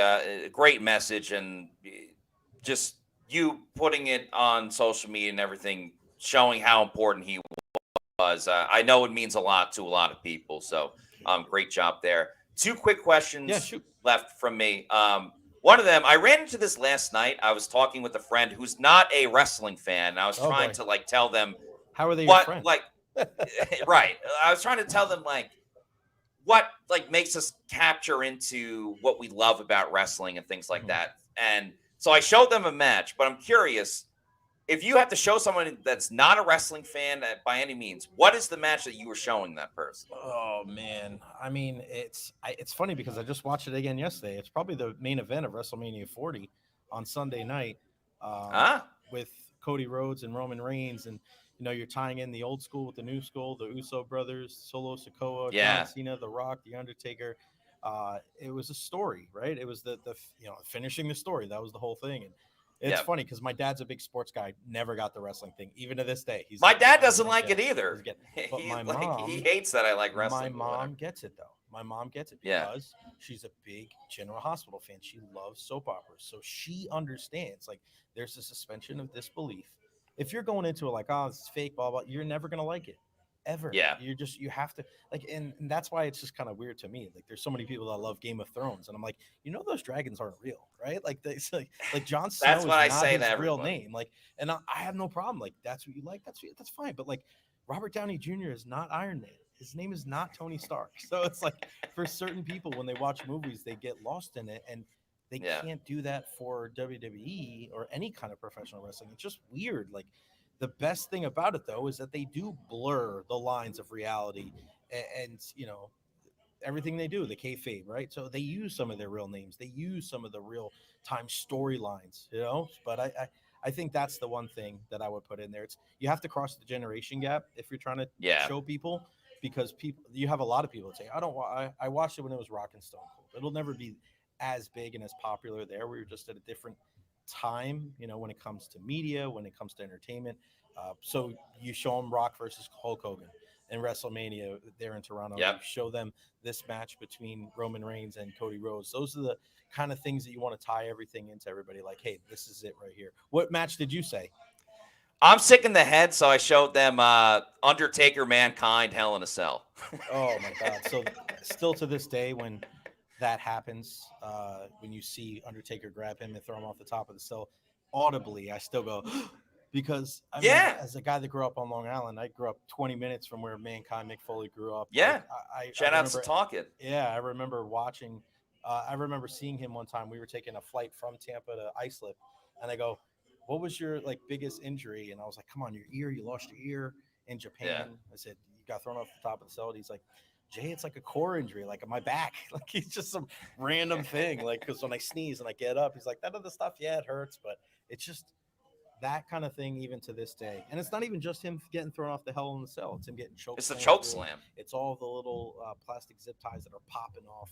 It's Terry Funk getting in the ring as well, and all those people. It's Mankind coming back after that match and interfering in the main event between Stone Cold and Kane. Like that guy's freaking nuts, man. Now he's on his political thing. I'm like, come on, man. Yeah. Don't get involved in there. Let Batista, Kane, and Undertaker do their thing. He's getting all serious with it. I'm like, no. Just to be Dude Love. He's also the guy that came out to the Royal Rumble 3 different times. 3 different characters. So one of a kind, man. Mankind, one of a kind. Yes, there you go. The best. A Long Island legend. It's still a travesty that he doesn't have his own section at the Islip Airport where he's mixed in the collage with everybody else. He should have his own one. You're right. I'm flying home for Thanksgiving, and I'm gonna say something to somebody there. Yes, it's an absolute travesty, and that needs to be changed for sure. Jay, you've been amazing. Just last thing, what do you want to see in the second half from the Bucs? Stop somebody, please. They can't stop a nosebleed right now. Yeah. I think they're doing a decent job in the running game, but you got to get to Kirk Cousins. You got to find a way to be able to knock him off his spot there and knock a couple of passes away. It's just too easy for Kirk Cousins. It's weird, in these 2 games against the Buccaneers, he's been able to make plays through contact. You watch any of these other games, if he gets tipped just a little bit, the ball's soaring high. He's missing by a mile. It's just so weird that he's been able to play through contact. He's almost like a point guard in the NBA going to the lane. He's able to finish N1. I don't know what it is about this Buccaneers team, but Kirk Cousins seems to play his best. So continuously get in his face and try to cause a turnover or 2. It was close with Antoine Winfield Jr. and Kyle Pitts. Yeah. Real quick before we go, I don't understand. I think this is egregious, and I think it's BS. The National Football League is worth billions of dollars, not millions, but billions of dollars. And they don't have goal line technology where you can see all of no pylon cam? Like, what are we talking about here? It's just so weird. Like, there's certain things about the NFL just don't make sense. Why is the refereeing so bad? Why don't they have goal line technology? Why isn't there a chip in the ball? So if there's a million guys around, you can tell whether the ball broke the plane. Like, it's just weird. Like, why do we have these conversations? Like, we can do so many different things, right? We could have 9 million different uniform combinations. You can do all these crazy camera angles when it's for entertainment purposes. But when it comes to the functionality of the game, they're still so far behind. It's very weird. You're 100% right, and I think they do it just so like people have a reason to argue about stuff. Right. Like that. That's the only thing I can come up with. Controversy. Jay Retcher, you can find equals cash for sure. No question about it. Jay Retcher, you can find him at Jay Retcher. Jay and Zach show Mondays through Fridays. Jay, you are the man. Thank you for spending this time with me. I really appreciate it. Appreciate you, buddy. Enjoy the second half. Go Bucs. Go Bucs. Will do. Thank you to Jay for joining the show. We're about to start the third quarter, and we have some super chats to get to. I did not forget about those super chats. Thank you to everyone, really. Where do we leave off? Todd G says, Matt, I'm about to lose my mind. This defense, shaking my head. Hey, you're not wrong. You're not wrong. It's been tough. Meets McGee has been a Pewter Report YouTube channel for 1 month. Thank you, Meets McGee. Says, didn't realize the D was going to be this bad. It's been porous. Brandon Mackey, thank you for the $2 super chat. Says, why is Diaby not on the field inside 2 minutes? To be honest, I did not notice that. Tyler Lovell. thank you for becoming a Pewter Report YouTube channel member. Really appreciate that. Lansdalius, thank you for the $10 super chat, says, how much longer are the Glazers going to put up with this incompetence? Todd Bowles is a good man, but he isn't a good head coach. If Cohen or someone else isn't head coach by Monday night, the team's tanking. I mean, that's not true. You got to play every single week. But yeah, I mean, if the defense doesn't figure it out, that's on Todd Bowles. Bucs Basement $2 super chat, thank you, says, can't wait for Bowles to talk about communication BS. I agree with that as well. As Bijan Robinson, as we are talking, Bijan Robinson runs for 12 yards. There is a flag on the play. But yeah, you're right. At some point, if miscommunication is the problem, then the people that are miscommunicating should not be on the field. Spinks with a $5 super chat. Thank you. Spinks says, is it lack of depth or bad coaching that's causing our defense to suck? I think it's the coaching. Because at some point, every team deals with injuries. You can't just put Tyreek Thunderberg in tough situations. You can't just, whatever the case may be. Now, Josh Hayes is on the field. Maybe he's in for Thunderberg. So, yeah, all right, maybe that's the one move that Bowles does, making a change. Thank you to Brandon Mackey for becoming a YouTube channel member. We appreciate all of your support. Thank you to Michael Larry for the $4.99 super chat. Fun fact, Cousins hasn't thrown for over 245 or had more than 2 touchdowns against anyone except for us this season, as Levante David makes a great tackle on Bijan Robinson, a tackle for a loss. Except for us this season, we need to trade for a pass rusher. I am getting close to the point where it's like I'm done waiting for Yaya Diaby. All right, we're 8 games in, hasn't done much. I understand he had the ankle injury, whatever, boo-hoo. With that, though, when Kirk Cousins and other quarterbacks can get rid of the ball in 2 seconds, then, how much is that on the pass rusher? And this last super chat, thank you to Meets McGee for the $5 super chat. Nice job. Christian Izzy in tackle for loss. Ian McCollum. They'll make it 3rd down. Meets McGee, thank you for the $5 super chat, says, my concern about Bowles' personnel decisions rearing its ugly head. There is no reason KJ Britt should be on the field. A loafing Devin White is better than KJ. That is a bold statement. I don't know about a loafing Devin White, but just put in JJ Russell. Just put in JJ Russell. I don't know what else needs to be said.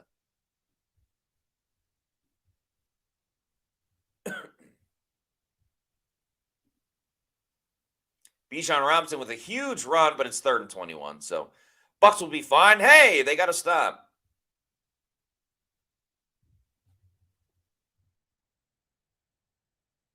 All they needed was a penalty to help them. All right, it's a 1-possession game.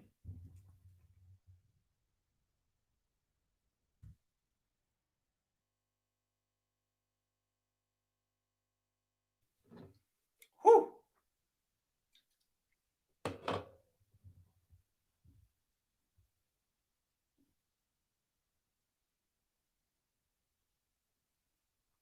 Lucas Paddy says, holy crap, we got to stop.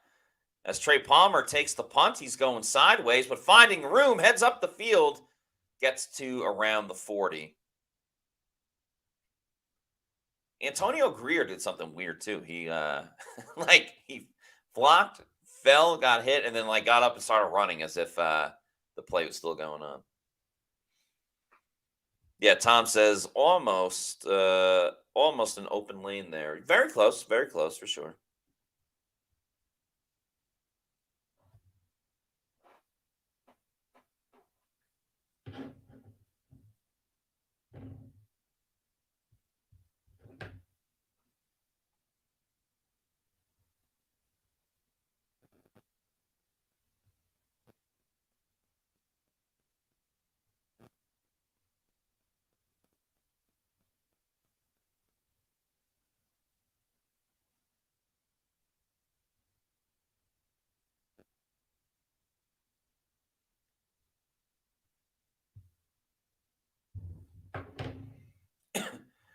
Is Jameis beating the Ravens? I took the Browns +9 if you watch Peter Picks and props this week. Yeah, let's take a look around the league, shall we? Shall we?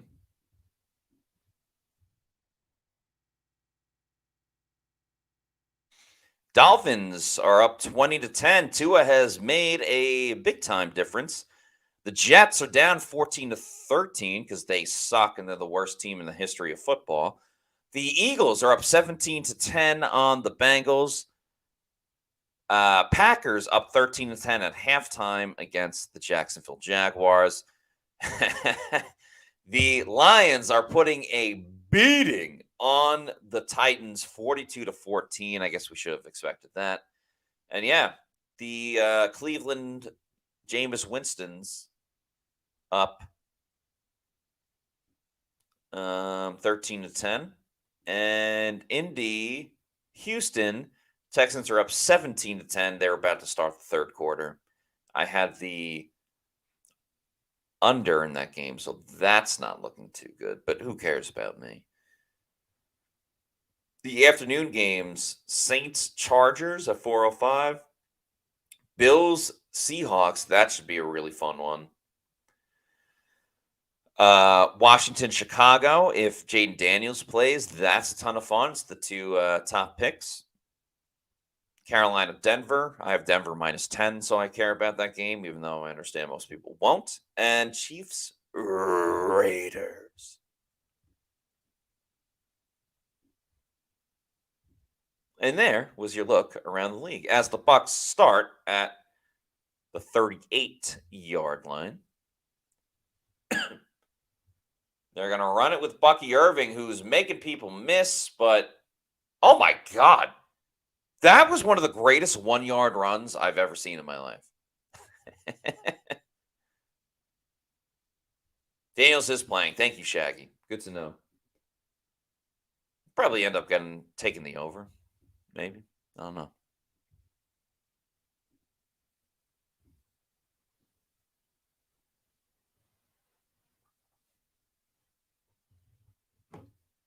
Yeah, I agree, Stan Glassman.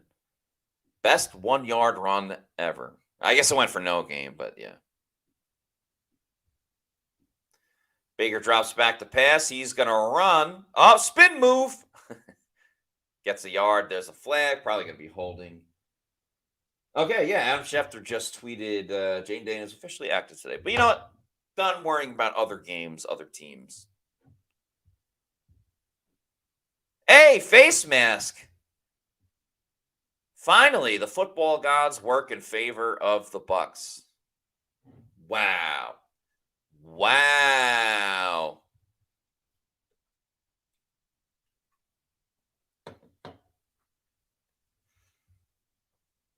Meats McGee has a $5 super chat. Thank you, Meats. Says, clarification, I'm not a Devin White fan, but at least we heard Devin White's name called on plays. We don't hear KJ's name on plays. Totally fair. Totally fair. No doubt about it. Oh, they didn't call it. Holy smokes. Wait, what? I'm confused. I also don't listen with volume for those that are like, Many Diamonds, what are you talking about?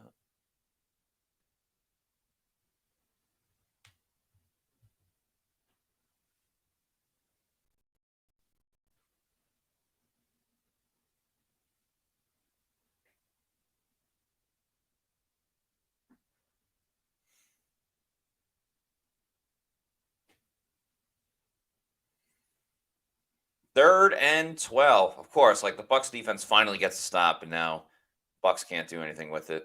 Screen to Jalen McMillan. He's got room. He heads up the field. Oh, when did he finally get tackled? That might have been a first down.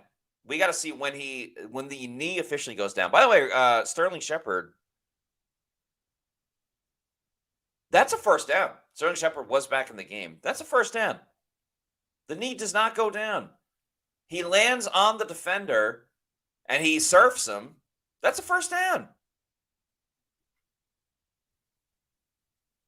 There you go. All right, Jalen McMillie, as a Falcons player, is down.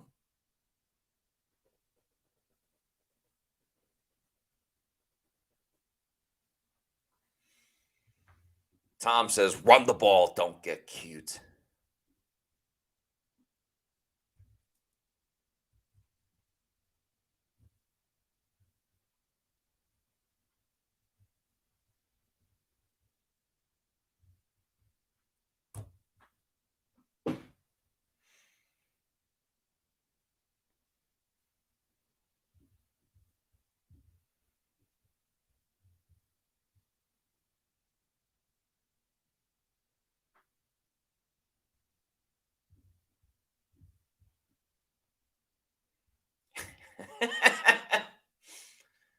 Jaron B says McGodwin.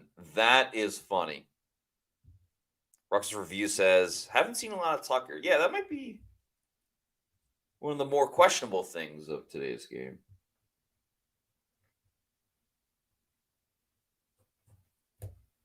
Yeah, like three-headed monster. Sean Tucker has, what, 2 rushing attempts? 2 rushing attempts, and he made 1 catch. Bucky Irving is, and especially like Bucky, it took until Friday to see that Bucky was going to play.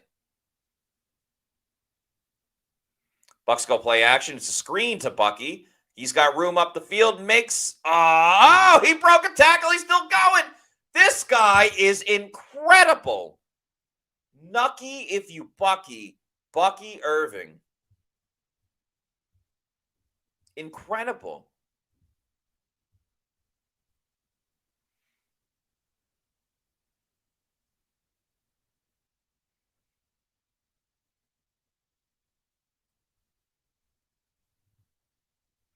He's incredible. He makes people miss.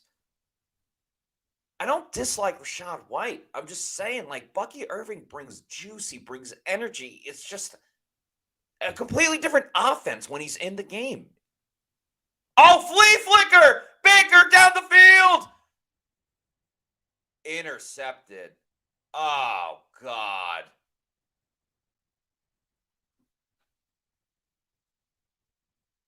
Oh. Are you kidding me?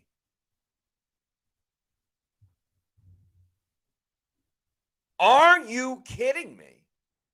What a play. I can't even get mad at Baker.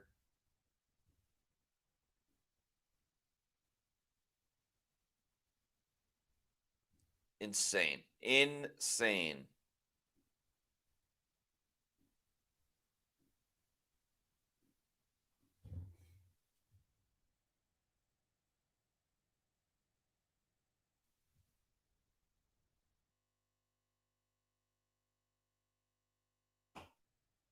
What was that?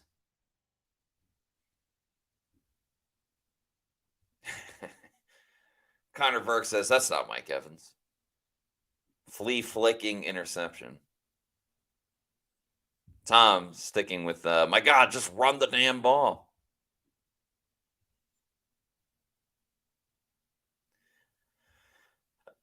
Mia says Bake never throws a thing away. I mean, I don't think that was the worst pass.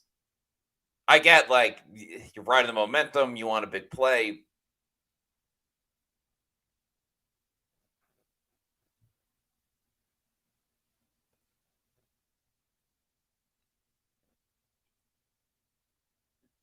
One possession game, too.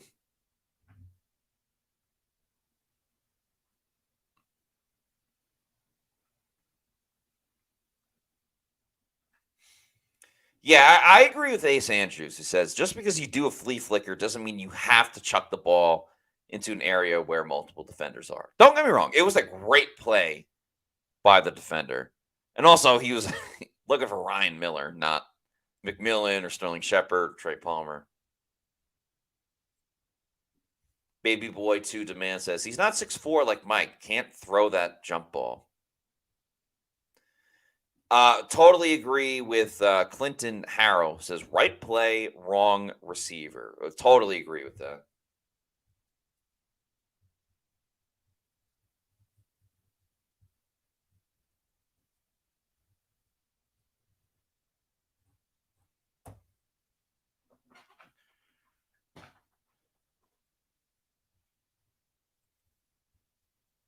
Thanks to Redfish for the $1.99 super chat. Says with Irving, you need to get Buc-ee's as a sponsor.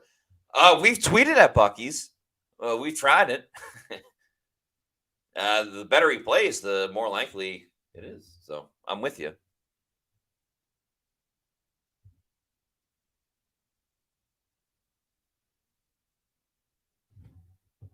Jordan Love got hurt? Dang.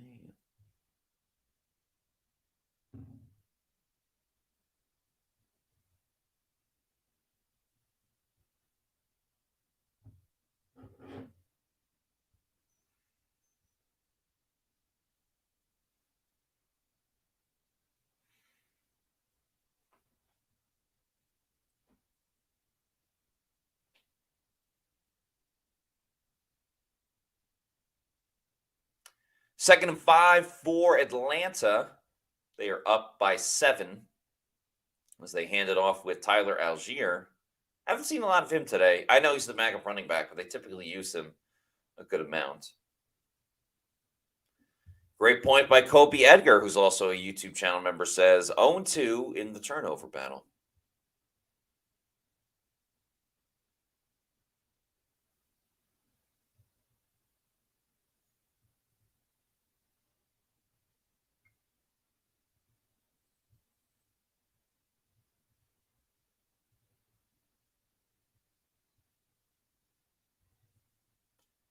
A pitch to Algier this time.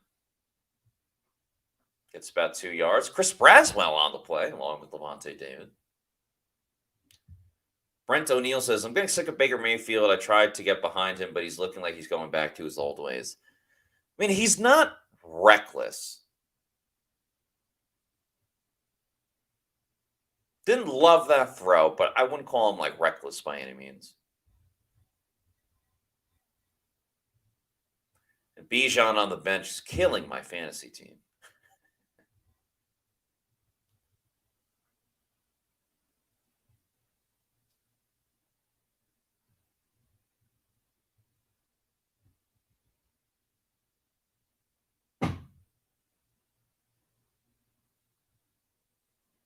Oh, the Lions had a punt return touchdown. Nice.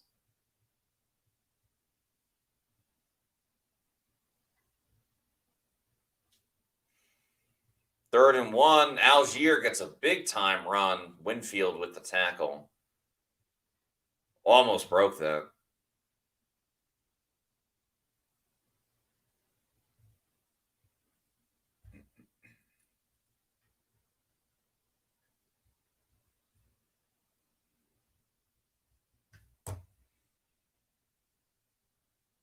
Falcons moving the ball. They're doing it in a different way. They're running it now.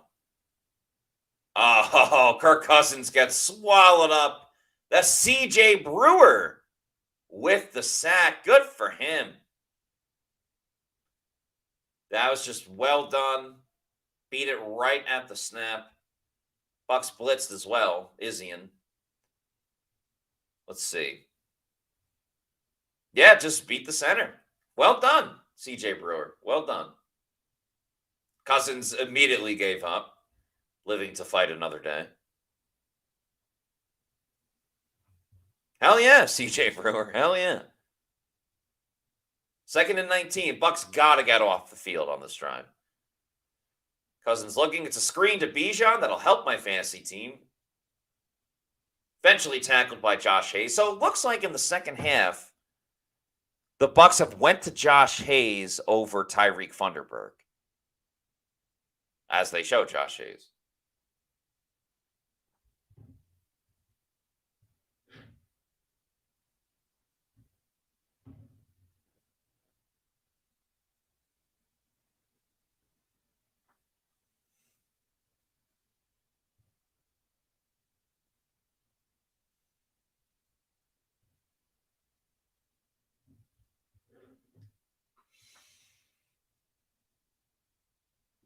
Angelina asks, do we even have a turnover today? No, the Bucs do not. They do not. Eater17 says, CJ looking like baby booger. Stan Glassman says, Levante David, no way. I hope that's not in reference to that Levante just got hurt.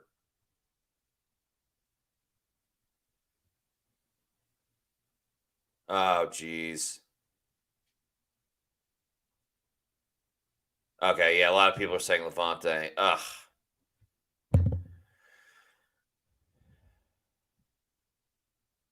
That's upsetting. I mean, to be honest, I looked at my phone away for a second. I missed, like, the aftermath of the play. But that's upsetting because, like, you never know when it's going to be Levante's last snap, you know?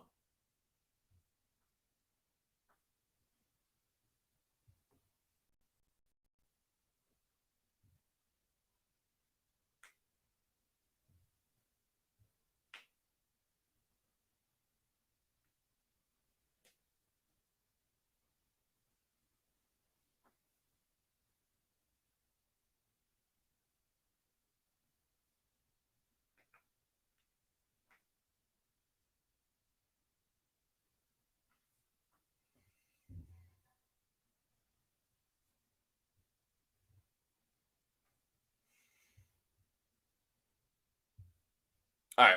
Levante's walking off on his own. Thankfully, we have that.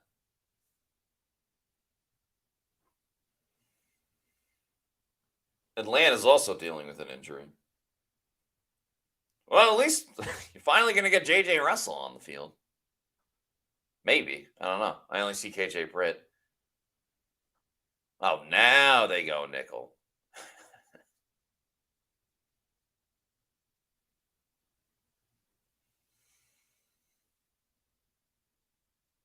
Interesting formation by the Buccaneers. They're going to let this up. Atlanta's definitely getting it first now. Screen. Yep, nobody there. All right, well done. Well done. Kalijah Cansey on the tackle. Okay.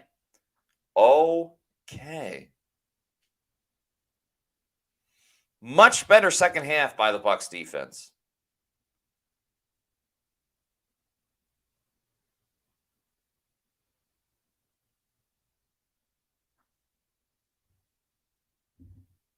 Okay, and as Tom has been saying, run the damn ball. That's Bradley Pinion, former Buccaneer punter, kicks it away. Trey Palmer takes it a couple of yards.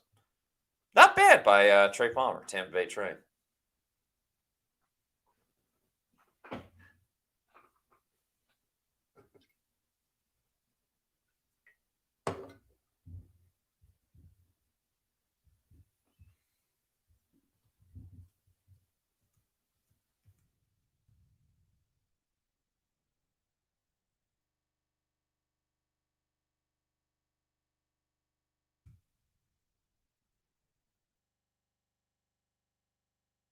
Okay, run the ball. Run the ball. 4:30 to go in this game. The defense has played much better in the second half.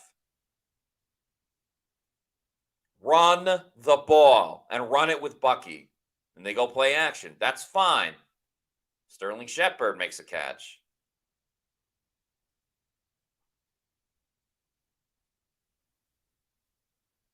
Dan in Florida says, now run, run, and run.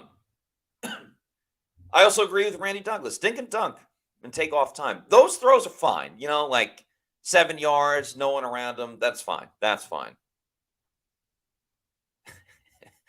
Philip Trippy just said, someone just yelled effing see you next Tuesday on the broadcast. That's hilarious.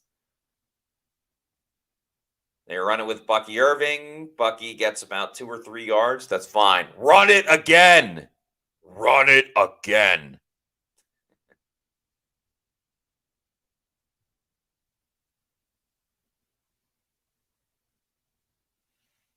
Third and 3, run it. And if they stop you, do it again. I don't care if it's 4th down. By the way, Baker Mayfield has hit the over on his completions. So pretty cool. Who's in the game? Shad? Bucs and shotgun. They are 6 for 9 on 3rd down. Very nice. Baker throwing down the field. Ah, boy. Should have ran it. Should have ran it. Should have ran it.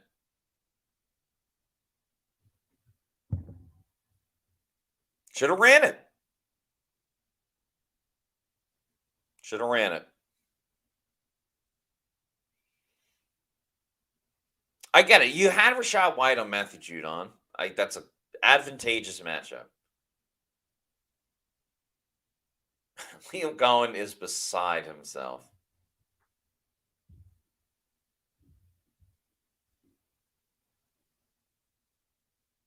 Oh, the Bucs run a fake punt and they don't get it.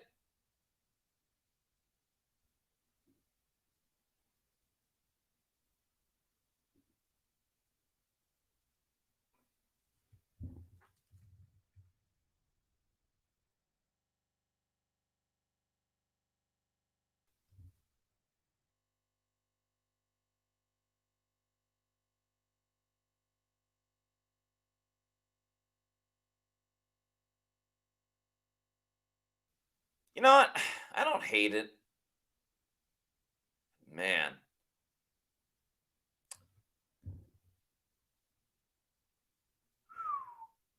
All right. Good field position for the Falcons. As Bijan just gashes through the defense. He's in the end zone. There's a flag on the play. Again, that's going to kill my fantasy team.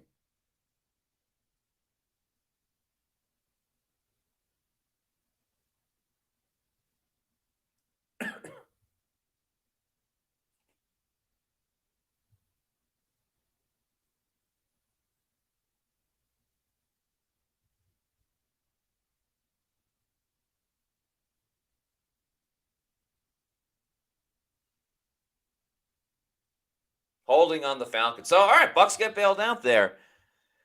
Man, the Bucs are such a chaotic team. I'm sweetening that now.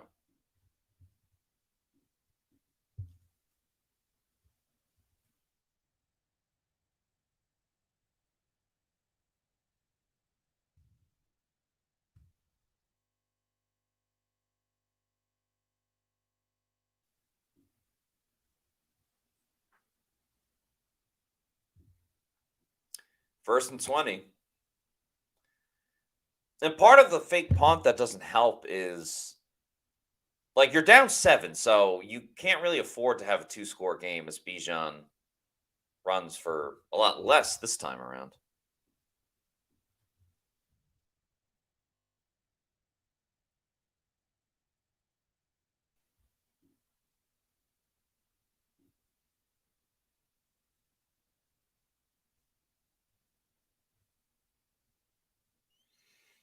Kirk D. Cousins dumps it off to Bijan, as they say. Truck sticks J.J. Russell.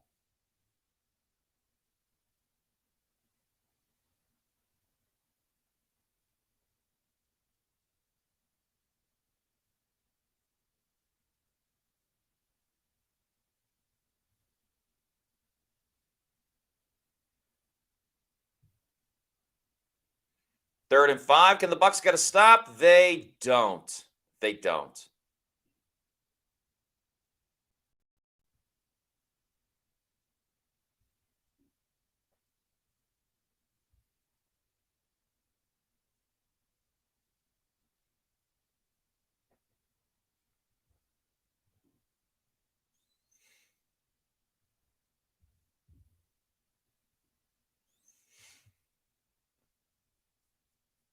Man, just Bucs are kind of unpredictable. It's crazy. Ray McLeod gets the end around. Whew! What? Did he fall on his own? I'm very confused. Very confused.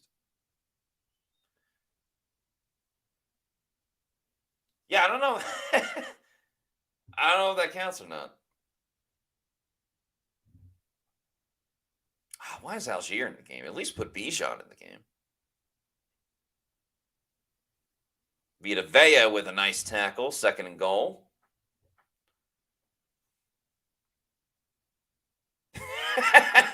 Furukawa, I'm sorry. I love this game. Blouses. I don't want this to happen to the Bucs.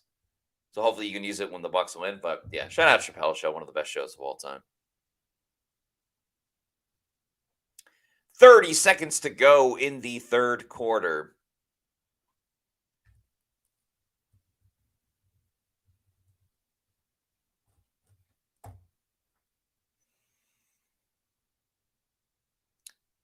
Cousins fakes, throws it to Bijan. He catches it and disrespectfully gets into the end zone. My goodness. So the Bucs take a gamble. They do not get the fake punt.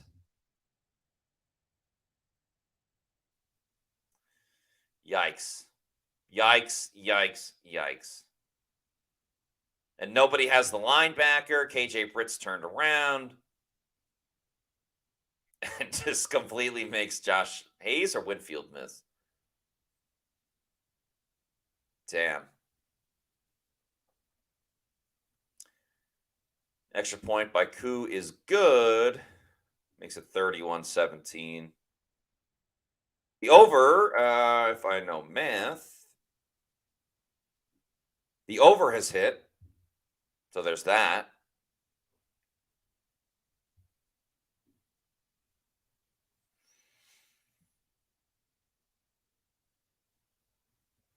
DJ34 says time to tank. Let's see how this drive looks. And by the way, thank you to everybody for watching. We have over 1,000 people streaming in right now.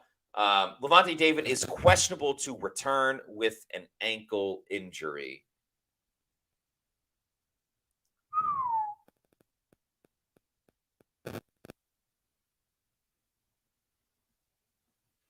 Also, Chris Lindstrom, the offensive lineman for the Falcons, is questionable with a knee injury.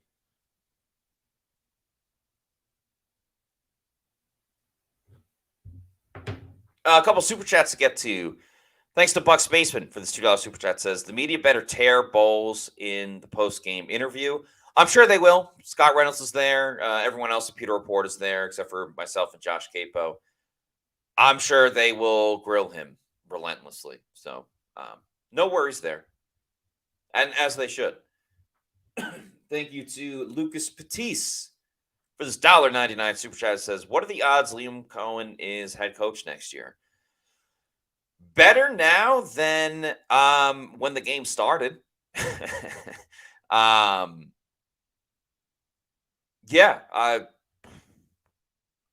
Listen, the offense hasn't scored this half, so let's not act like it's all sunshine and rainbows. But yeah, Liam Cohen, I think overall is doing a pretty good job. Fruit Co-op, thanks for the $5 super chat. Says watching this defense is like watching Fergie sing the national anthem. Wow, that might be, while very funny, the most disrespectful thing that has ever been said about the Bucs. Furu Kawab, you got the comment of the day. Sorry, there's not really an award that comes with it, but damn, that is cold. And hilarious, not gonna lie. Oh my.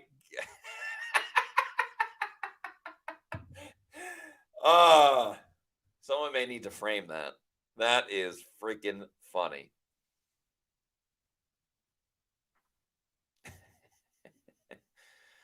Oh man, that is hilarious. All right, let's see if the Bucs can respond. Let's not lose all hope just yet.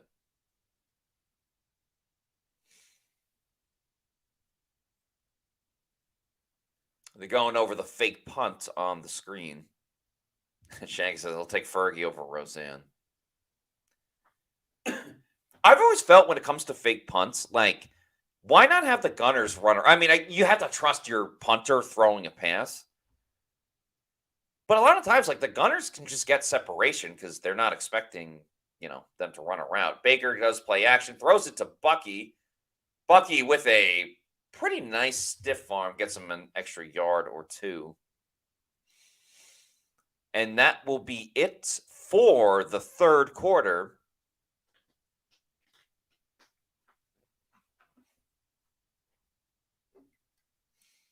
Bucs trail 31-17. Let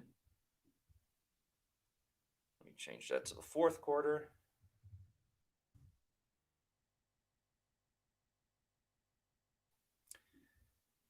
And if you think the Bucs may come back, you might want to live bet them over at BetUS, which is the best place to go and place your bets.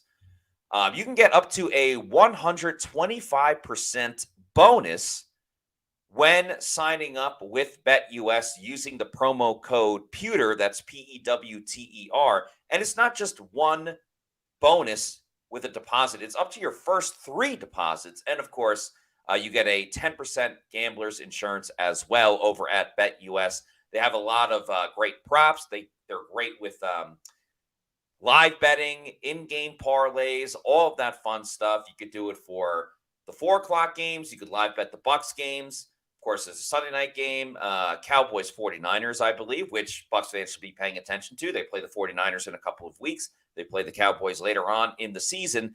And, of course, all the other sports you can use. Bet over at BetUS. Use that promo code Pewter, PEWTER. All right, joining us now, he is the host of The Drive. He's also the host of the Overtime Show, which is coming up directly after the Bucs game. You can catch it on YouTube. You can catch it on 620 AM, 95.3 FM over at WDAE. It is T-Kraz, Tom Krasnicki. T-Kraz, thanks for joining me this afternoon. Are the Bucs the most chaotic team in football based on what we've seen? Oh, man. Look, there's plenty of mental health counselors out there that can help all of us at this point based on the month that we've had here. I just don't get it. I mean, today has been an epic fail really at all levels. And Baker Mayfield has made some questionable decisions with the football. Help me out, Matt. The fake punt, and Greg Olsen broke it down beautifully. Why in the world are you checking out of that play? Why in the world are you attempting that fake punt? That play was going nowhere from the start. I don't get it. And the defense can't stop anybody. No, they can't. And they've actually played better in the second half up until allowing the touchdown based off of the fake punt. But, yeah, it wasn't even like they had an advantage. So what was more egregious, the flea flicker interception or the fake punt? I think the fake punt was awful. The flea flicker was just a case of Liam Cohen getting too cute. You know, you're running the ball. I mean, it's not like you're throwing it up to Mike Evans down there. It was Ryan Miller was on the receiving end. Yeah, like not even McMillan or Palmer, Ryan Miller of all people. Oh my gosh. So this is not going well. And barring like some miracle comeback in the fourth quarter, I mean, we might be looking at another loss, and then you know what the next 2 games entail. I mean, 4-3 can turn into 4-6 in a hurry. Yeah. I'm curious as well what you think about the running back usage. Like Bucky Irving, I think, has been great, but we haven't seen Sean Tucker like barely at all. He's been seldomly used. A guy that was NFC Player of the Week 2 weeks ago. You're right, Matt, and I don't understand it. Last week, he was on the field for 20% of the snaps, and I'm not sure why that's the case. I mean, the guy is electrifying. You've got to be able to use him. You've got to be able to put him in the game and put him in advantageous situations. And he's a weapon, and you're not using him. It's like, you know, a really great sports car, but it's locked away in your garage, you know, collecting dust at this point. No, that's spot on. No question about it. Are we putting too much on the Bucs wide receivers? Oh my God, Bucky Irving just got absolutely leveled, but he popped back up. I don't know what we were supposed to expect from the wide receivers today, but not exactly. There's no replacing Mike Evans and Chris Godwin, but not exactly, I think, what we wanted to see from, you know, trying to patchwork it. It hasn't been ideal. And look, Baker hasn't worked extensively with Jalen McMillan, and it showed that first half play where that's a touchdown, Matt. I mean, he had him. There's nobody in front of him. There's a lot of real estate, and there was just a miscommunication as to when Jalen had to turn his head or where Baker was throwing the ball to, and then he overshot him on the deep throw in the end zone. So That's just a case of a quarterback not getting enough work with a young rookie wide receiver. Kate On, I think, has been fantastic today. I mean, He every turned into time, Gronk. yeah, Unbelievable. every time on National Tight End Day, every time Yes. Baker has turned into him, oh my goodness. Yep. Ugh. Baker just threw an interception. Another interception, and Atlanta has the ball with 12:54 left. So it's just not been a good day on a lot of different fronts for the Bucs. And I don't know how you feel, Matt. It's the Bucs are not getting pressure on Kirk Cousins. They're not getting pressure on anybody. And Todd Bowles hasn't really blitzed a whole lot, and I get it. He's looking at an undrafted free agent in Tyreek Thunderberg who got beat by Darnell Mooney on the touchdown. Yeah. It's like, okay, if I'm blitzing, then I'm leaving guys alone on an island. Do I take that chance? It's been agonizing to watch. And that was going to be my next question to you is there was the one blitz earlier in the game where Bowles sent the house. It was very like Steve Spagnuolo-esque, where he just sent the house and they got to Cousins, and I think he threw it away or whatever the case is. But if you could pinpoint like one thing that's truly wrong with the defense, is there anything you could put your finger on and be like, this is the biggest issue? Just defending the pass and pass coverage down the middle of the field. Not getting look, pass rush, as you know, Matty. Rush and coverage go hand in hand. Right now, none of it's working. Yeah. They're not rushing the passer. They're not really covering anybody in the back end. It's just it's an absolute mess defensively right now, and I don't see any hope anytime soon. I think this is what they have. This is what they are at this point. You're halfway through the season. I think you are what you are at this point, right?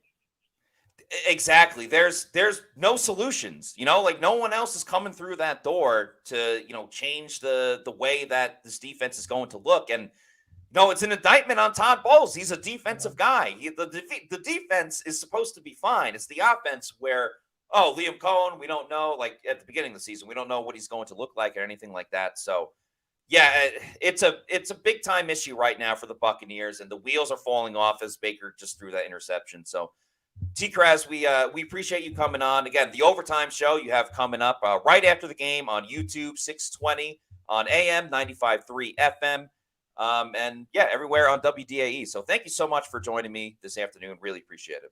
Matty, I appreciate you, my friend. Keep up the great work. Unlike the Bucs defense. Yeah. A little bit. Yeah, a little bit. Well, yeah, a little bit. And let's go Dodgers. Let's keep beating up on the Yankees. There you go. Thanks, T-Kraz. Thanks to Tom Krasnicki for joining me. Yeah, I'm sorry, Bucs fans. This is rough. This is rough. I don't know what else to say. It's tough. Got a couple super chats. Thank you to everybody. Really appreciate it. Got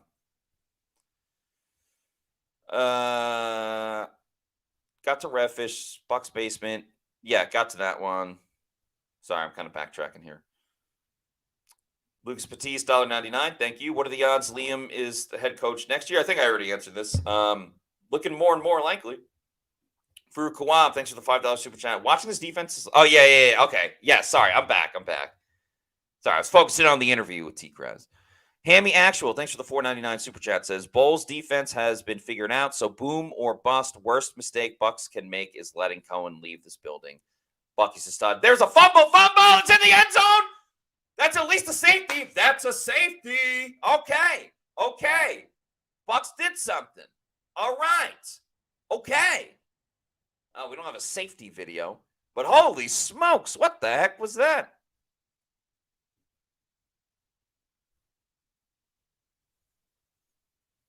Just a botched handoff.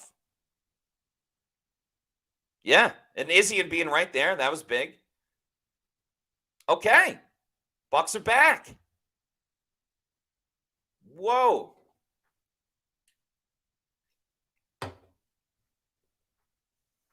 Bucs got to take. I mean, what else can they do at this point?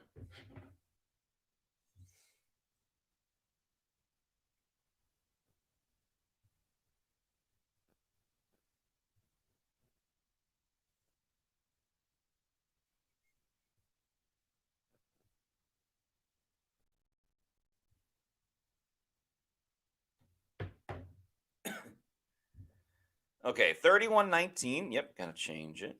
Damn, too bad that wasn't a touchdown. But beggars can't be choosers. Yeah, Bucs Communications tweeted out that was the first safety since the Bucs blocked a Pat O'Connor blocked a punt against the Denver Broncos. And they were in the pewter jerseys that game. So clearly wearing alternate jerseys is the biggest difference for this team. Okay, so they get the ball. If they score 20, 21, 22, 23, 24, 25. I guess they would just go for one. There's no point going for two. Doesn't make it a one possession game. Thanks to Tyson C for this $4.99 super chat. Do you think Todd Bowles will lose his job before the season ends? No, I don't. Unless it gets truly drastic. And that would mean losing today and the next three. It would mean losing when Mike Evans comes back. If they lose the next three and then lose to the Giants and the Panthers, maybe, but I think it's very doubtful. Okay. 11:59 to go in the game.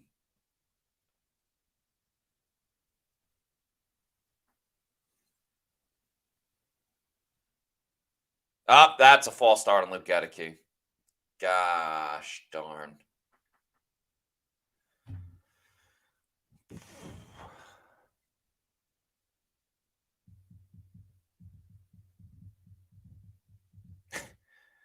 Mark of the Wise says, this team about to lose 10 straight. I don't know about that.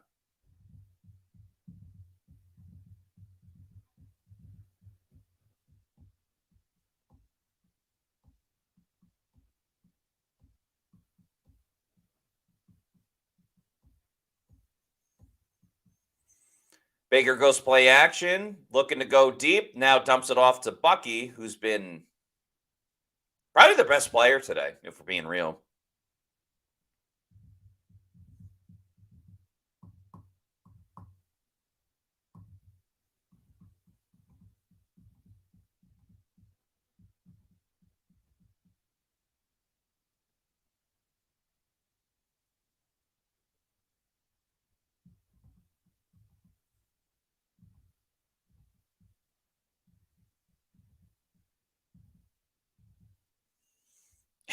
Travis Hunter says DJ34. 2nd and 9. Baker to the right side. Ooh, nice catch by Jalen McMillan.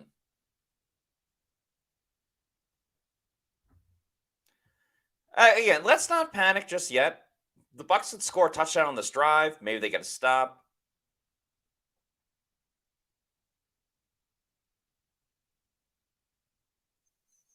Baker. Ooh, to Cade Otton. Takes another hard hit. Damn. Cade Otton is a football player. That guy takes shot after shot and still pops up.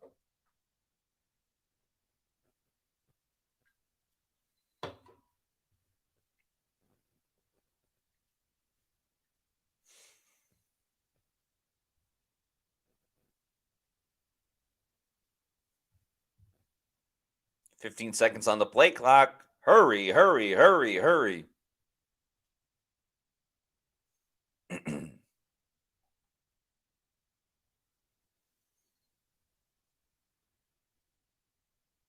Nice catch, Ryan Miller.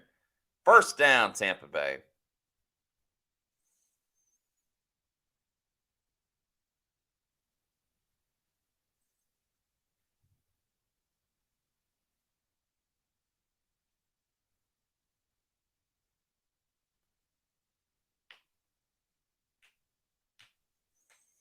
Baker wanted to go deep. Now he's going to run around. Slings it, sidearm, incomplete. Looking for Miller again. Baker's not happy. Probably not happy with himself. He doesn't get on his teammates like that.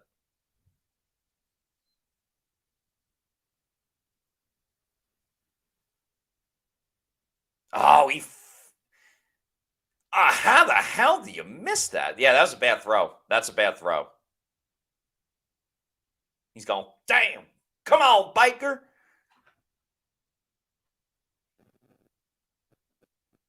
Miller Lite, says Tyler Lovell. Nice job. It goes right back to Ryan Miller. Nice job by Rachaad White there picking up the blitz. I don't want that to go unnoticed. That was really, really well done.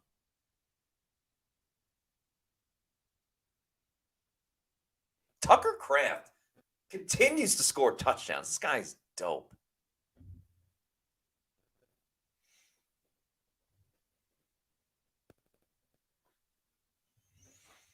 Third and 4 for Tampa Bay. God, the Jets are going to lose. Baker steps up. He's going to scramble. He gets the first down. He's still going. Baker did not hear no bell.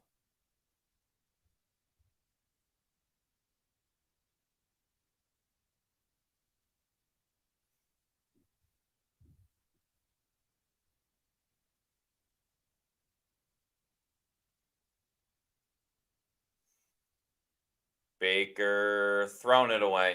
Smart move. No one's open. Just get rid of it. Just get rid of it.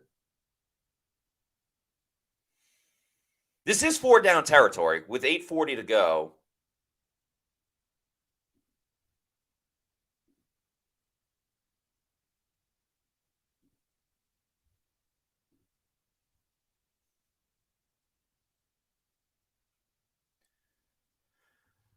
Yeah, with 8:40 to go, you can't settle for a field goal. It still makes it a 2-possession game. All right, McMillan in the backfield. What kind of chicanery is going on here? It's a screen to Rachaad White, who heads up the field. Yeah, I don't know. Rachaad White just seems slow. I don't know how else to put it. He just looks slow.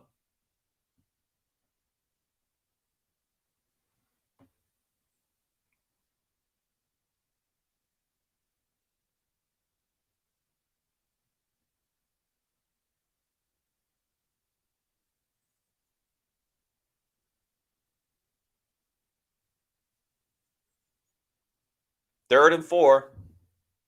Got 2 plays to get this. Baker throwing down the field. Caught by Rakim Jarrett. Hello, Rakim Jarrett. Big time catch. Is that first and goal? I'm not sure.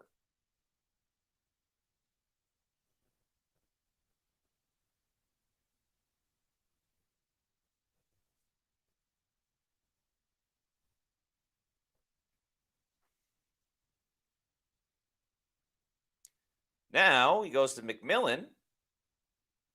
5-yard gain. Makes it second and goal.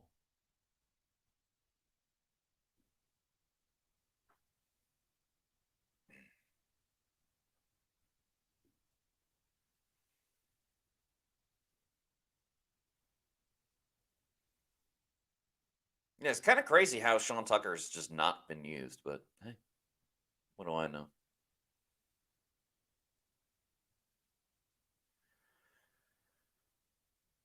Crucial moment. Gotta score. Gotta score. Baker to the end zone. Caught. Cade Otton, his second touchdown of the game. His third touchdown in 2 weeks. Touchdown. Tampa Bay.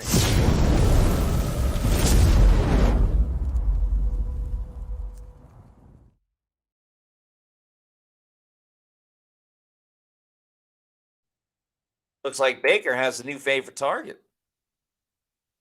Wide receivers be damned. It's all about Cade Otton.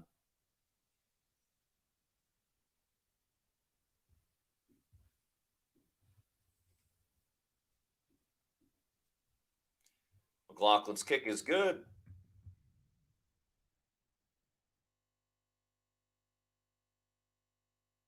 Okay. Can the Bucs defense get a stop? That is the big question. Up until the fake punt, they were able to do so in the second half, not for the whole game. But can this team get it together? Because if you win, there's still a lot of questions about this team, but if you win, you can at least say you're still in the race.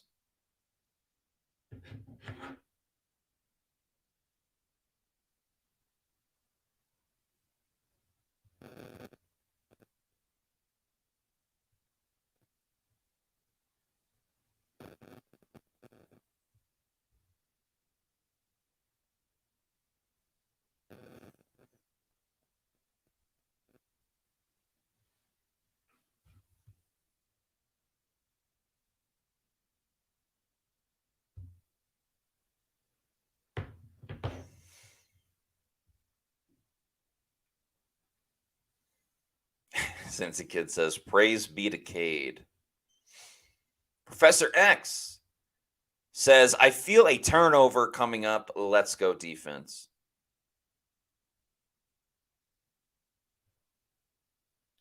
King Cook says, why we wait so late in games to do something, though? LOL.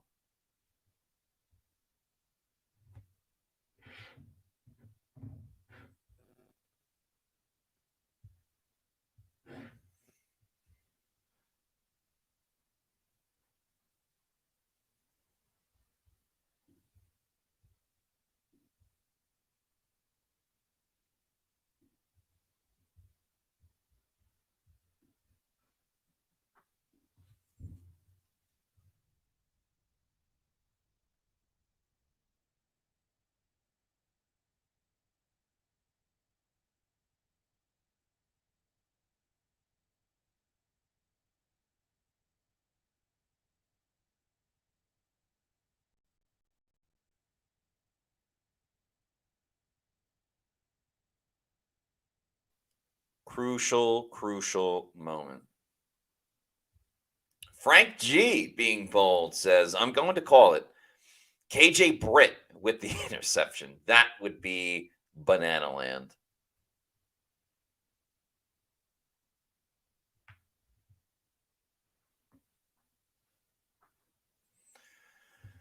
All right, folks. 6:52 to go. Yeah.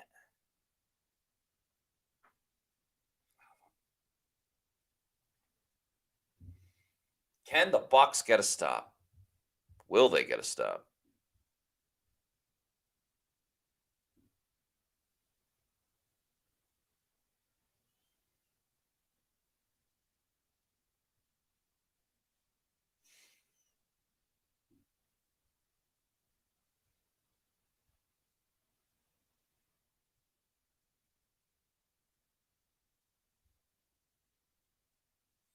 Cousins thrown to the outside.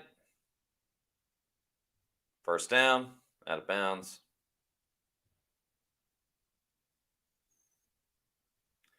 Thank you to Elaine Abraham for this $4.99 super chat. Says, since the Broncos game, I've been blaming Todd. I can't with these coverage schemes, hoping to see their blitz package come in the clutch here in the fourth. It better. It sure as hell better.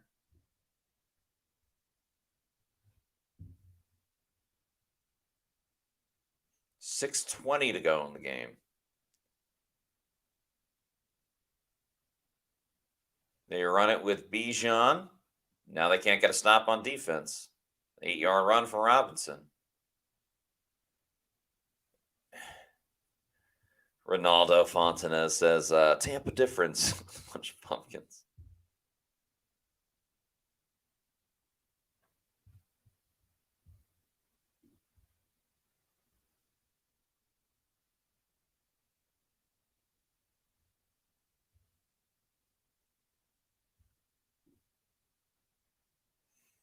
And Yaya Diaby's walking off.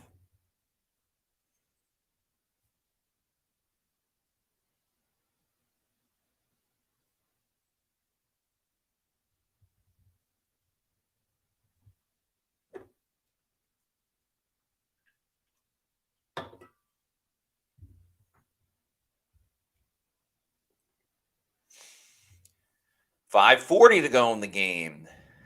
Bucs trail 31-26. 2nd and 3 to go for the Falcons.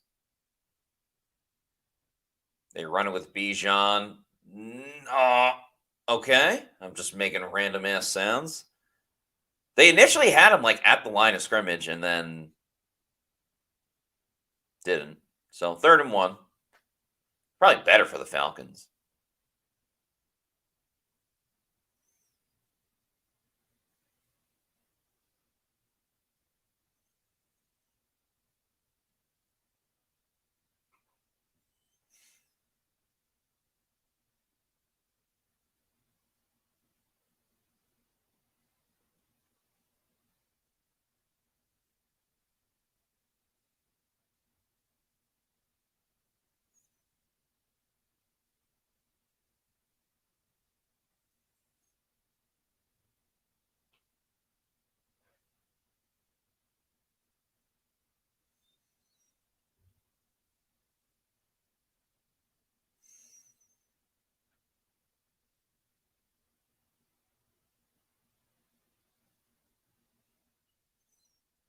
Bijan again, about 4 yards. Holding. I'm assuming it's holding. Remember, a holding penalty is what turned around the Bucs Falcons game on Thursday night.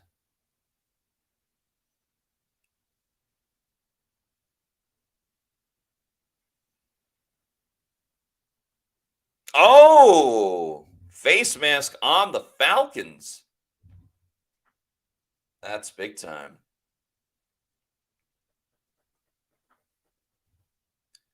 Wowza. Oh, I wasn't even looking at him. But yeah, it's a penalty.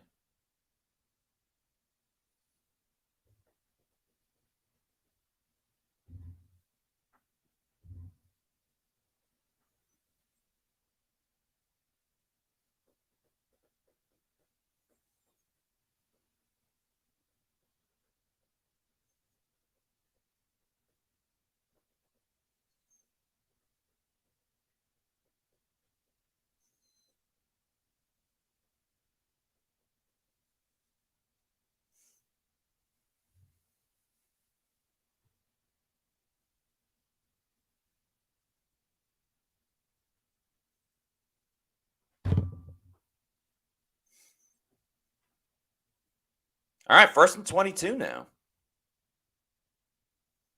Bucs gotta get the stop here. They blitz Izzy in. The throw by Cousins is complete. Hayes can't make the tackle, so London gets an extra yard. They immediately get everything back.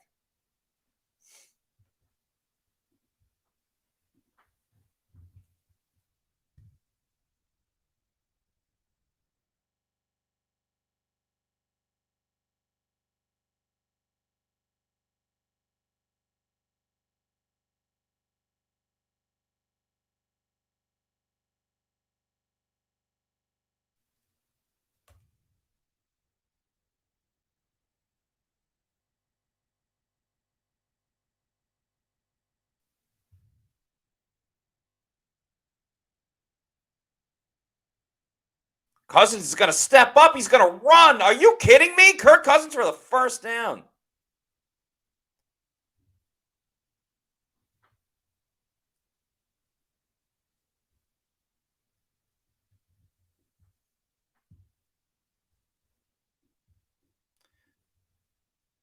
Honestly, pathetic. It's pathetic.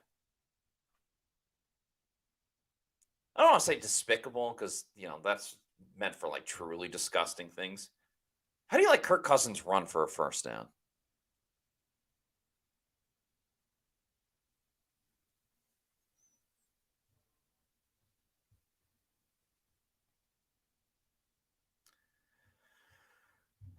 Again, you had 1st and 22. 1st and 22.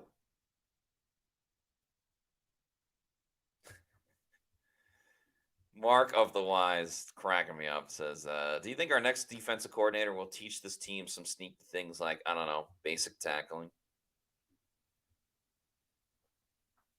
This defense is awful.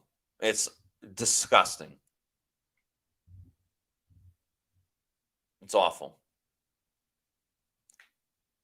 Todd Bowles has no answers.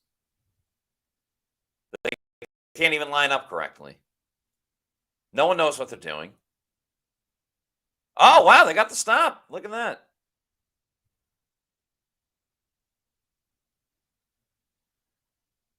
You're the Falcons, you go for it, right?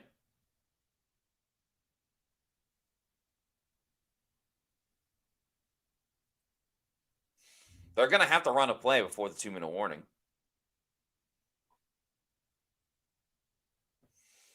Yeah, if I'm the Falcons, I go for it.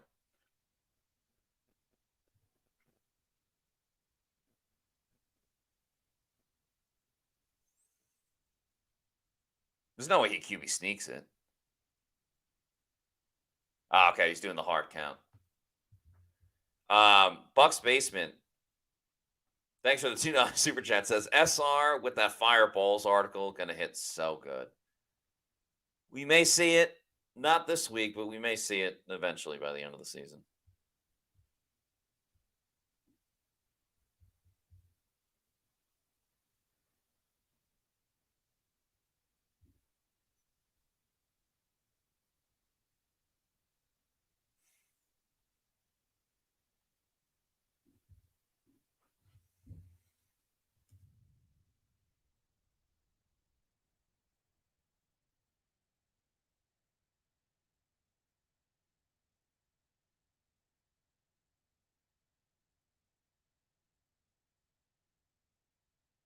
Okay, Falcons are going for it. Cousins going to QB sneak it, and he gets the first down. Pathetic, pathetic, pathetic, pathetic. Awful. Like, what? I saw it from sitting in this chair. Like, how the hell do you not pinch up your linebackers? Everybody saw Kirk Cousins QB sneaking it. Are you kidding me?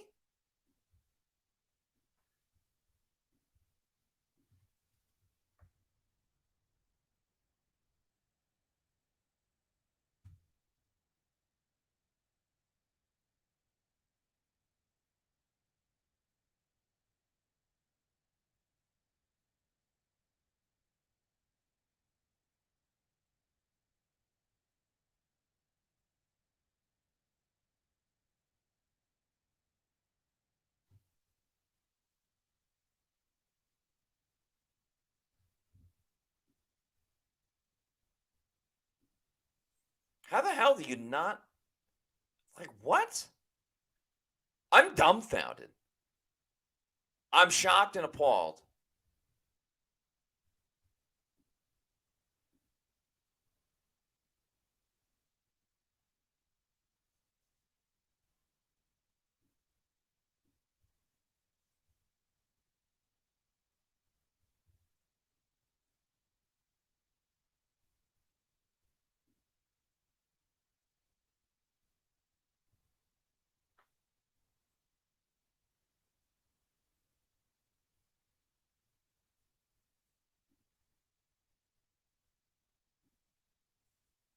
Shocked and appalled.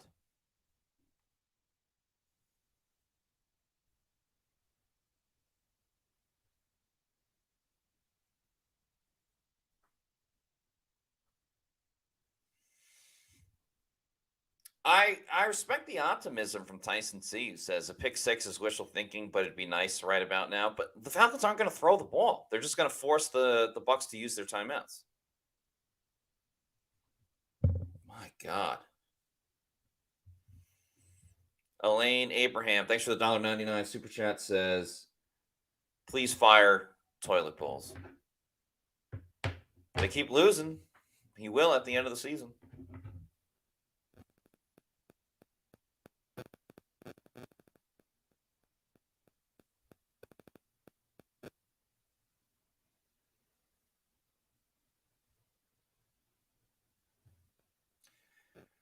I mean, I truly only think there's one positive out of this game, and that's Kate Otton. I bet you the Bucs don't even get the ball back. Without a score. All right, there you go. That's a good start. Timeout, timeout, timeout. There you go. Yeah, I agree with Eric Carlson. Now, Coach, how do you only have Vita in the middle? Like, everybody saw Kirk Cousins getting ready for the QB sneak. Are you kidding me? You didn't move your linebackers up or anything.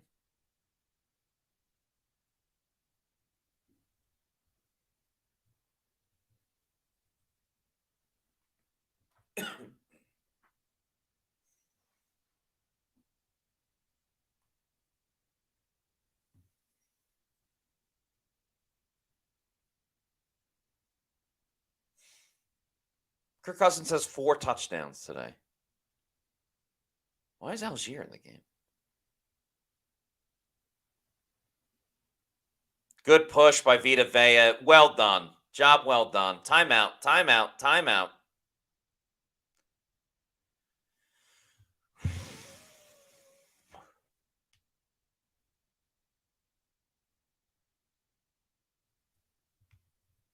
Eight passing touchdowns. Thanks to Hammy Actual for this $9.99 super chat. As Hammy Actual says, I'm not super pumped if I'm a Falcons fan. Bucs offense has nothing except Bucky, and Todd Bowles, being the defensive wizard he is, probably has Vita as the deep drop linebacker. True. I mean, again, like the Falcons and the Bucs have the same record right now, so it's not like the Falcons have been spectacular. 3rd and 12. They run it with Bijan. Makes a cut up the field. Timeout. Oh, wait, no, never mind. They're out of timeouts. I feel like if the Bucs are able to score a touchdown, God willing, do you go for 2 and just avoid overtime?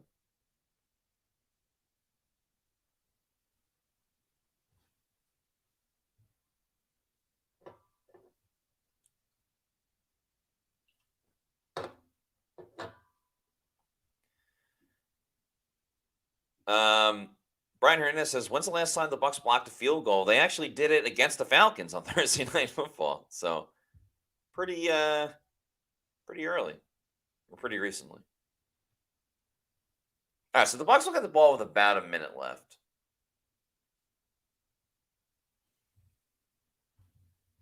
I'm sure Baker will get picked.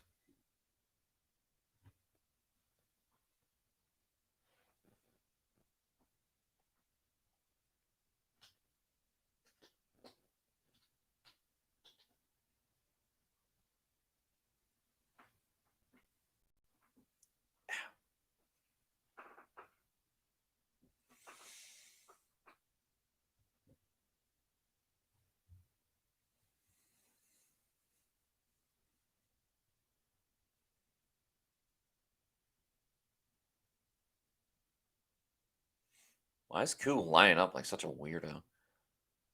Oh, his kick is no good. Holy smokes. The Bucs have a chance to win the game. Oh, my God.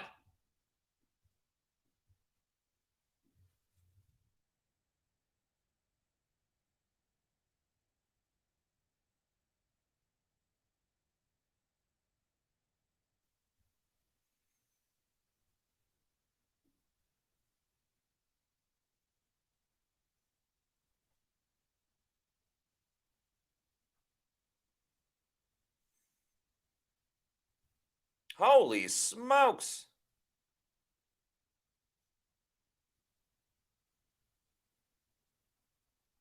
Okay, minute 1 to go.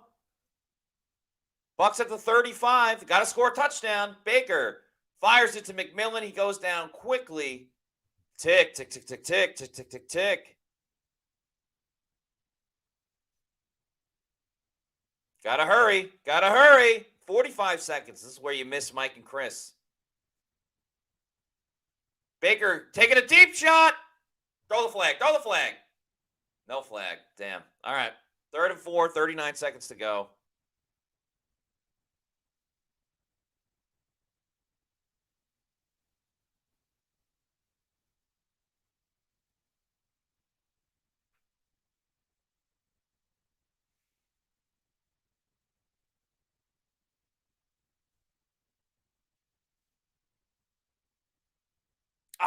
Just overthrew him. 3rd and 4, 40 seconds. They put a little more time on the clock.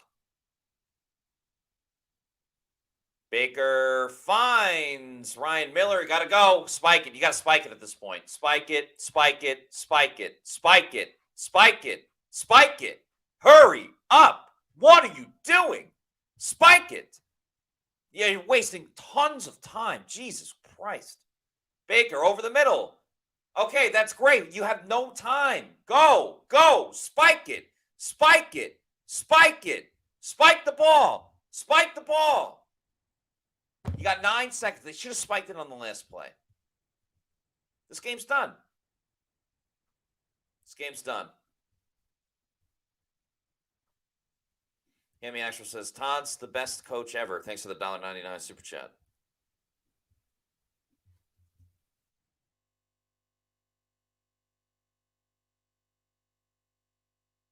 So this is the last play. I mean, what are we doing here? What are we doing? Baker's going to throw it 35 yards?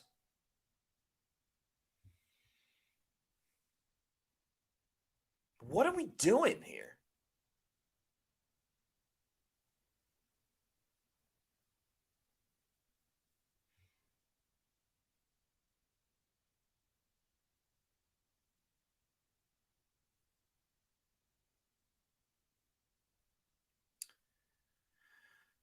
It's just disgusting.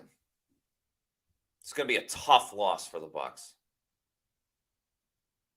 Brian S. saying hook and ladder. Yeah, that's not a bad idea.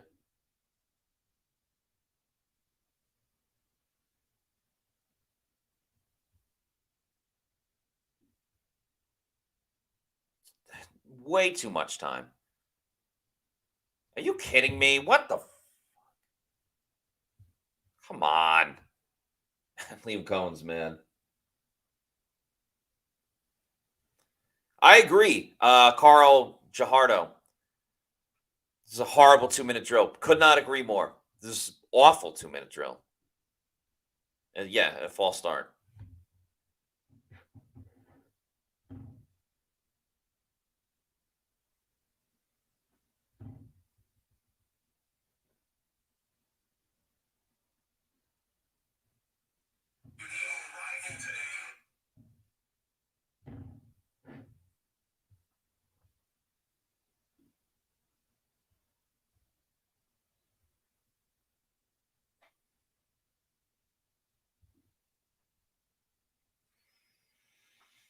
Third and 15, 6 seconds. Got to go for the end zone.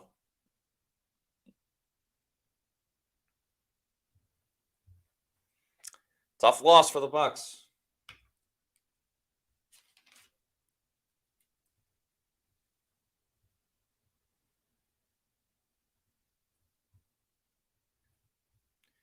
Baker drops back. Got to throw it towards the end zone. He heaves it. It's a Hail Mary. Caught it. He's out of bounds. The cop goes down. The Bucs lose. They lose in the creamsicles again. That's the ball game, folks. Bucs lose 31-26. I appreciate all of you for watching. We'll have the Pewter postgame show in a little bit after Baker and Todd Bowles speak. Bucs are 4-4 in the season. Doesn't look like it's getting any better. So thanks everyone for watching. We'll see you soon.